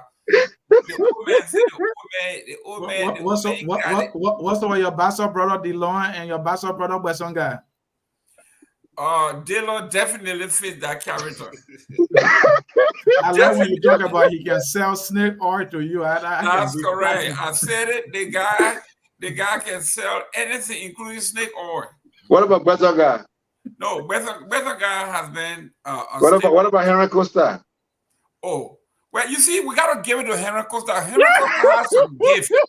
The man is a salesman. He has something that I don't have, that you don't have, that everybody. Every campaign, every government used to pay Costa. What about Better Yuri? Better Yuri is a wealthy man, so he's just do whatever he wants to do. Everybody has supposed to see that good people. Let's go to the callers, man. Costa has a gift. I mean, whether you like it or not, the boy is gifted with something that people. So you can't be clever devil because you gifted. Okay, let's go to the call. All right, gentlemen. People were saying about Jerry Springer. Jerry Springer, why you left? You were loyal. Forget about that, Jerry Springer. Let's go to Liberia. You left mayor of Cincinnati. You go to Slick City to the man say, I'm making $10 million a year. Over there, I'm making $35,000. So let's go to the callers, Mr. Goodman. I'll go with the $10 million any day. Yeah. Let's go to the callers. Our first caller here is Washington. You are live, my friend. I thought the caller was going to be Elvis. You sick. You sick today. Really sick. The co-catching. The Minnesota co-game. Go ahead, Washington. Go ahead. You are live. Yeah, it's always a privilege to be able to contribute to whatever I listen to. It's very low. Yeah, please raise your voice a little bit, please. Yeah, I've listened to all your panelists. I've been here they were passionate about what they wanted to talk about today. It's something brilliant, and that's why they are there for, to talk about, they think about it. And like I said, one of the programs for me, whatever it's just a blackout or the CDC, I don't, yeah, that's the best candidate for me. So whoever for them, who is the best candidate who's on the support line. But I think inherent in one politician is devil. Politicians are deceptive, they are pathological liars. So that's nothing new when I listen to Lema Bowie that she said, because that's what politicians are. They're very deceptive, they're liars. They tell the people one thing and they do something else. So do you expect to see something new when Joseph Parker takes over? Absolutely nothing. Do I think George Weah is going to do better? No. I just think it's just going to be a vicious cycle. That's what our country is going to be like. So for me, that's what politicians are. They can do things to just get a power, and then when they get the power, they do whatever they want to do. So for me, I want to hear your list of individuals who this description, the political description of clever devil fit. Do you have any? Judge Grant's a clever devil. What's his name? Joseph Walker is a clever devil. What is his name? The two bars are clever devils. All these politicians are clever too. No one should come on this show and give me the impression that, Joseph Walker is clean or George Weah is clean or this. As long as they are politicians, I can tell you, politicians, they would never be clean. That's what it means to be a politician. You just kind of play the game until you get there. So for me, it's not a description like that. Unique to one person. That's the nature of being politics. You gotta be cunning. You gotta know how to play the game and to your supporters. So for me, that's why I say it's not something new and wrong like that. But we said it. That's what politicians are. Political actors. That's what they are. They just deceptive and they try to get there. And the whole point. It was also made by Plato in his book, The Republic. He says the politicians are the ones supposed to lie for the common good. So that's what politicians do. Thank you. Thank you, Washington. I appreciate your call. Thank you. Evan Morris, you are live. Oh, yeah, your list of smart devils. Can we go for Joseph Burger Street? Are you guys? Well, why you worried about it, man? Yeah, you are live and clear. Sorry, I'm putting you on the show. I'm under the weather, but the cleverest of devils is Joseph Weicker. And the reason I say that is this is a man who is living in a political mirage. He has painted this false picture of an uncorruptible man who surrounds himself with all corrupt people, doing backdoor dealings and managing to keeping his hands seemingly clean. But I think when we juxtapose that with President Weah, his magnanimity towards people who are who are opposed to him, being magnanimous enough to receive them, to be gracious to them, unlike Joseph Weicker, who has severed many relationships and has still to rehabilitate those relationships. I think that the people who is with him is the only people he needs to win. Cummings' idea of building a big tent is what Joseph Parker should have, taken to build the biggest tent, because there are a lot more people who are disillusioned with the CDC government, and he could have benefited from it. But because he's so divisive, he's so, cabalistic, where he wants just a cabal around him, and he doesn't want, a lot of people to come into the inner circle. He keeps a small inner circle and thinks that's going to get him the presidency. But George Weah is a celebrity. He's a man who loves people to be around him, like Mr. Patmore said. He understands people. He understands the psyche of human beings. He played football, for God's sake. He was teammates with many people. He understands teamwork. So he brings people in to be a part of the team, even if they're going to play a small part, but they're going to be a part of the larger team.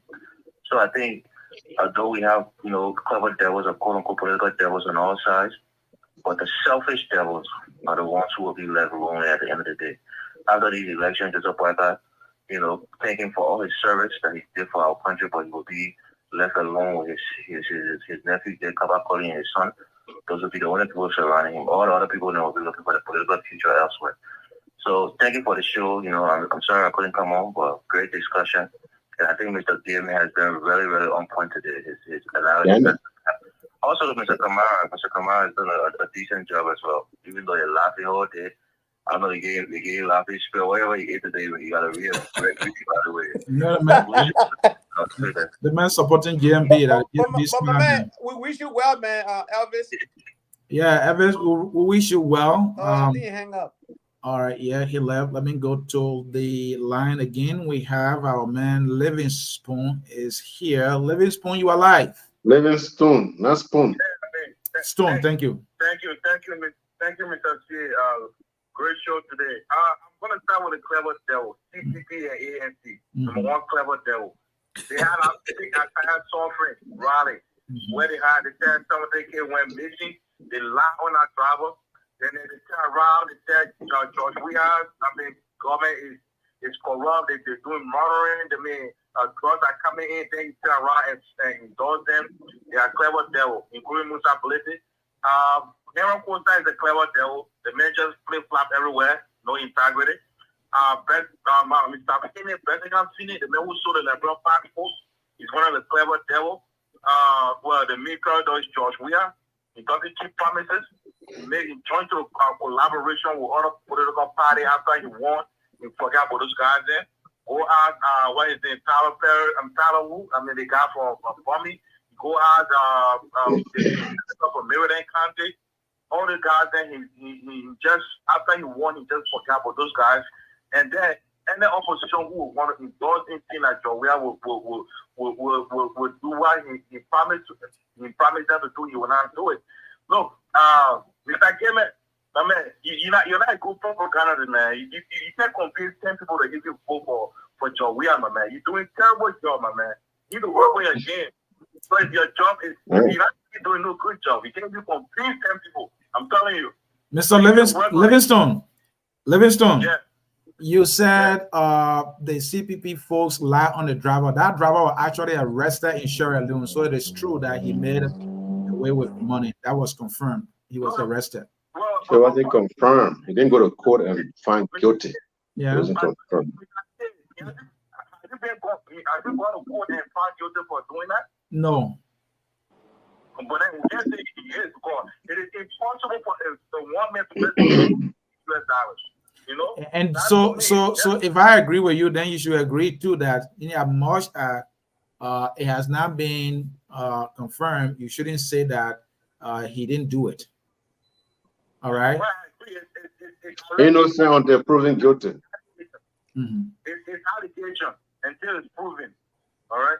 So great show today, but the election we know is already over.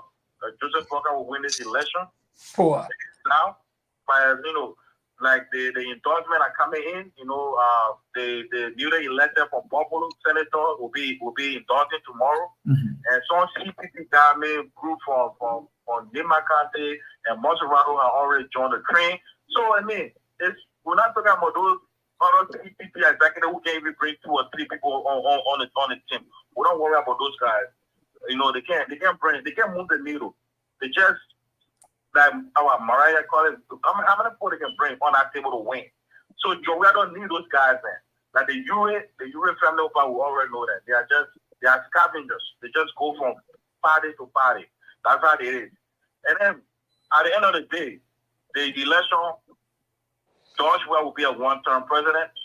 We set up president at Bureau. George will be a one-term president. Joe Dimmet, try to work on your propaganda, my brother. Thank you. Thank So you. what happened to you? That is 7% of the talent sheet. Oh, you ran away. All right, gentlemen, time is fast spent. We almost looking at 2 hours now. Let us bring this on with all that we know to be in place on each side, be it strong or weak, whichever way you see it, who you think stand a stronger chance of winning the thing maybe a day after the 14th of November.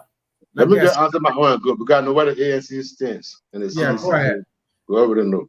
But let me say this. And I want to send this message to the people. And I want you to tell me why would that side win. Go ahead. Yeah, I'm coming there.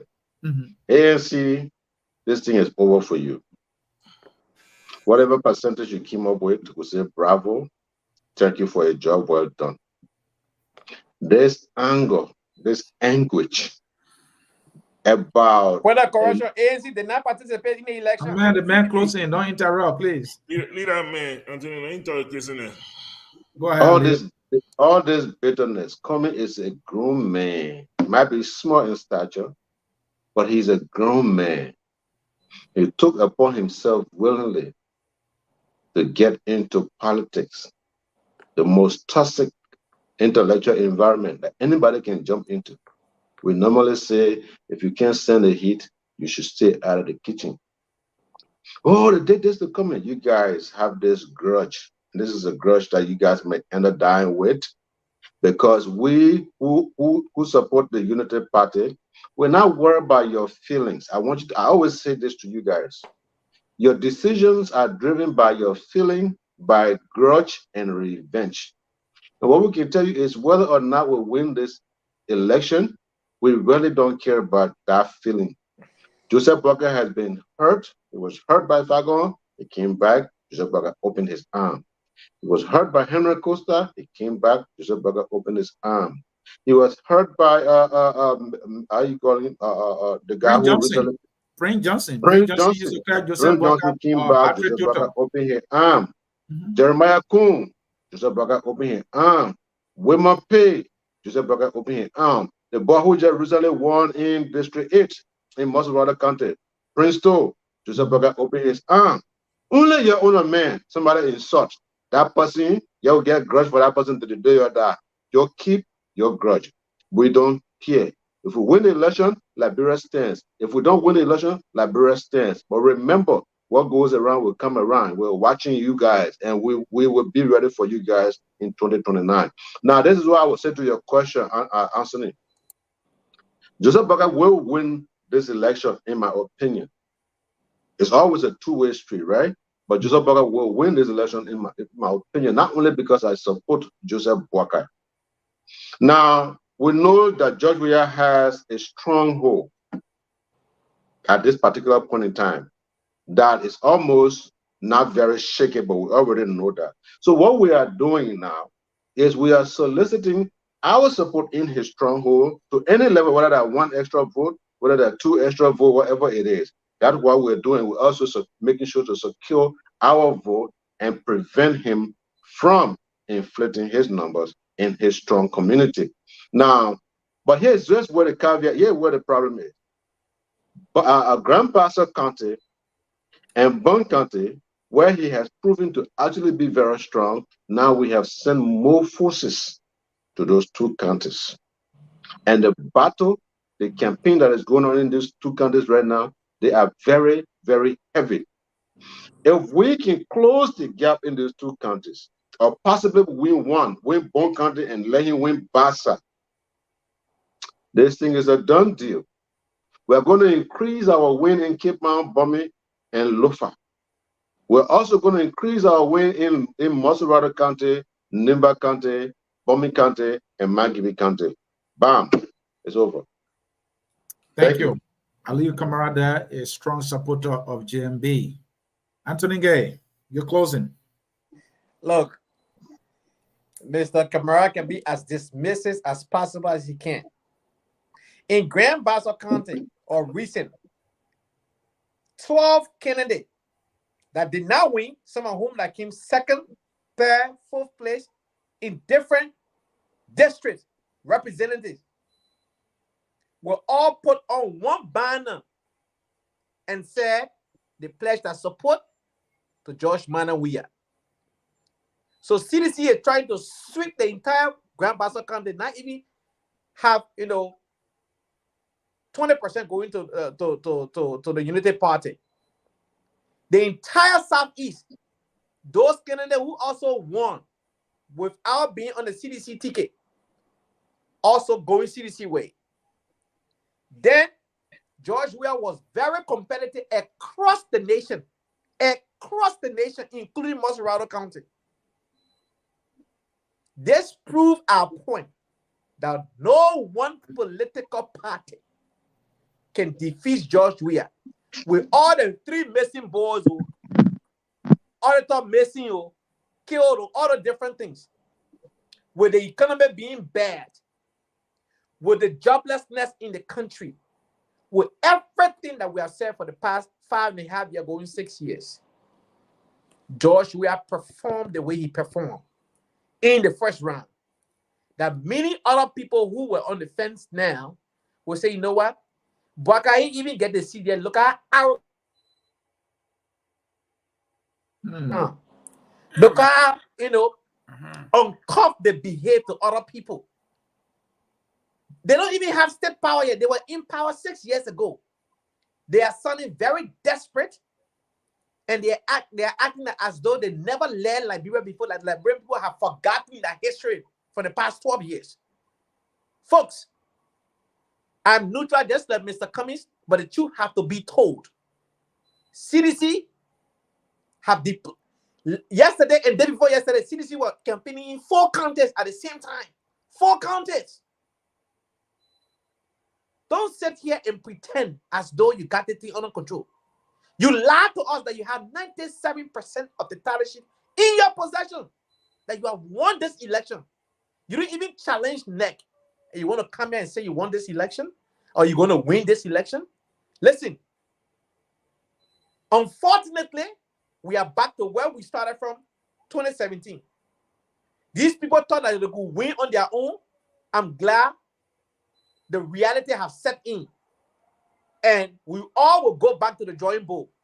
At that time, Unity Party now will not have that mind of entitlement any longer, because just so Yuma Baka will not be in the picture. God bless Liberia. I pray for peace of my nation. I pray that we'll have peace in our country. Thank you. Mr. Palmer, you were close. Let Mr. Gibman go. Great. Thank you very much, Mr. Shea. Sometimes you want to fight, and it is very difficult when you sit in a moderating chair and they tell you to be even-handed when folks come here. So I'm glad after this election, my folks, I will come back. By then, it gets teasing folks now, because we have told the folks, like Kadu Babala said, and I will say this again, we are now at the funeral of the Unity Party. On the 14th, we will just bury them. Now, let me look at some political calculus here. Mr. Kamara is taking, well, maybe he doesn't know it, but in politics, there's something we call firewall. That is to blunt your opposition's strength. Look what we have done in Nimba. We have brought the most beloved daughter of Nimba, Madam Edith Gonglo Ware. And she said, I am here to support this president, and we're going to see to it that he does well in Nimba County. We are going for the jugular. We will win. And to bolster that, other members from the political space in Nimba, Larry Yanko will talk about, all of these folks are gravitating towards President Weah. That is a major firewall. Without Edith Gonglo being in the race, they were able to get 59% of the vote in Nimba. With her there now, they're going to get less than that. Now, let's go to Grand Bassa County, where they have put and not even a firewall. Now we are building a fire brigade. The entire county, why you don't hear about the rescue mother anymore? Because Prince Johnson was on record by saying, join us. We got Riverside, we got Grand Bassa with us, we got Magidi with us, we got Bon County with us, we got this with us, we got that with us. Guess what happened? None of those things came to pass. Now we are seeing the manuring of the table. The CDC is the only political party now that has 500 auxiliaries all over the country, working as we speak.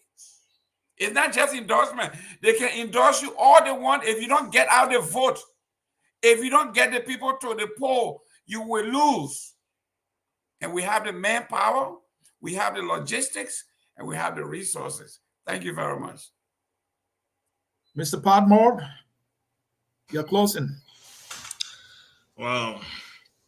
Thank you so much, Anthony. We've waited 6 years. And here we are. In those 6 years, many things have happened. We saw victories, we saw backstabbing, we saw breakups, and today here we are. It was decided more than 4 years ago that the only way George Weah could be taken from power, could be democratically removed from power, was through a united opposition. A lot of people overlook leadership. A lot of people have a skewed perception of leadership. If you look at the opposition in the last 6 years, the most successful term of the opposition was when Alexander Cummings headed the CPP. A lot of people think it was easy, that this was just a cakewalk. It was not. I was there. It was not easy to keep those people together and to keep the focus where it was. There were a lot of sacrifices made, a lot of hard decisions. I heard my brother mention Edith Kongowa. It reminds me of Nima Kante. After there was an agreement that Tai Wombe would go unopposed in Nima Kante. Liberty Party, Unity Party, and ALP joined together against ANC, and they brought Edith Kongowa, and they forced her onto the ticket. Today, Tai is on his way to the Capitol building. Edith Kongowa is with the CDC. So when I look at all these places where we've come, the things we've gone through, and where we are right now, this is why some of us can project that come Tuesday, the CDC the country will re-elect George Weah. The very first thing is that Librarian led to change president. Librarian take it's very uneasy. If they were you there, they just stick with you. You do your 2 term. When you finish with your 2 term, then they'll go look for somebody else. That's the first thing I'm working against them. The second thing is that Omen Boyka has not been able to show leadership. The one thing the Liberian people have been dying for, leadership, he has not been able to show it. And even in these dying days, he has hardened himself. The Bible said in the last day, they were hardening their hearts. He hardened his heart. And we are looking at it. So my prediction is that CDC will retain the presidency. Says, the person that died, the person that they survive. Will not die. Yes, there will be struggles. If George Weah do not make the right changes, Liberia will continue to struggle. But will not die. We'll all be here 2029, and we'll all try to make a better decision for Liberia. I hope, it is my fervent prayer, that the Liberian people take this as a lesson and really do what it takes, to bring forth leaders who can really change Liberia. And all this backbiting and political jargon and stuff going on that has done nothing for our country. Nothing at all for our country. That it ends with this group. The how they call it, Tokbas, the Larry Tokbas, and all these people. That's my prayer, that it ends here. And at 2029, we see a fresh generation. Because I believe that will be the post-war generation. 2029 will be the post-war generation. And they will come with a different perspective. And hopefully, from there, Liberia can rise. Thank you so much. I appreciate you. I appreciate all you guys who take your time off or in the last 2 years to come here and go through this process. It's been with great sacrifice. I know I'm a part of it. But we have done it for Liberia. And I pray that it has been worth it to some extent for our people. Thank you. Thank you, Mr. Padmore. Thank you, Aliu, who left. And thank you, Anthony. Mr. Gibbon, thank you. And thanks to our loyal followers here at Focus on Liberia who believe in what we do here by educating, elevating, and promoting the things about Liberia, the politics as well. This is how we'll come to this edition of our program On Point. I appreciated the opportunity of moderating today. Mr. Gibbon, we'll see you soon. You're going to do it again next Enjoy Sunday. the sun. You're going to do it again next Sunday. Yeah, next Sunday we'll be right back here for another edition. Bye-bye, folks. We all Liberians.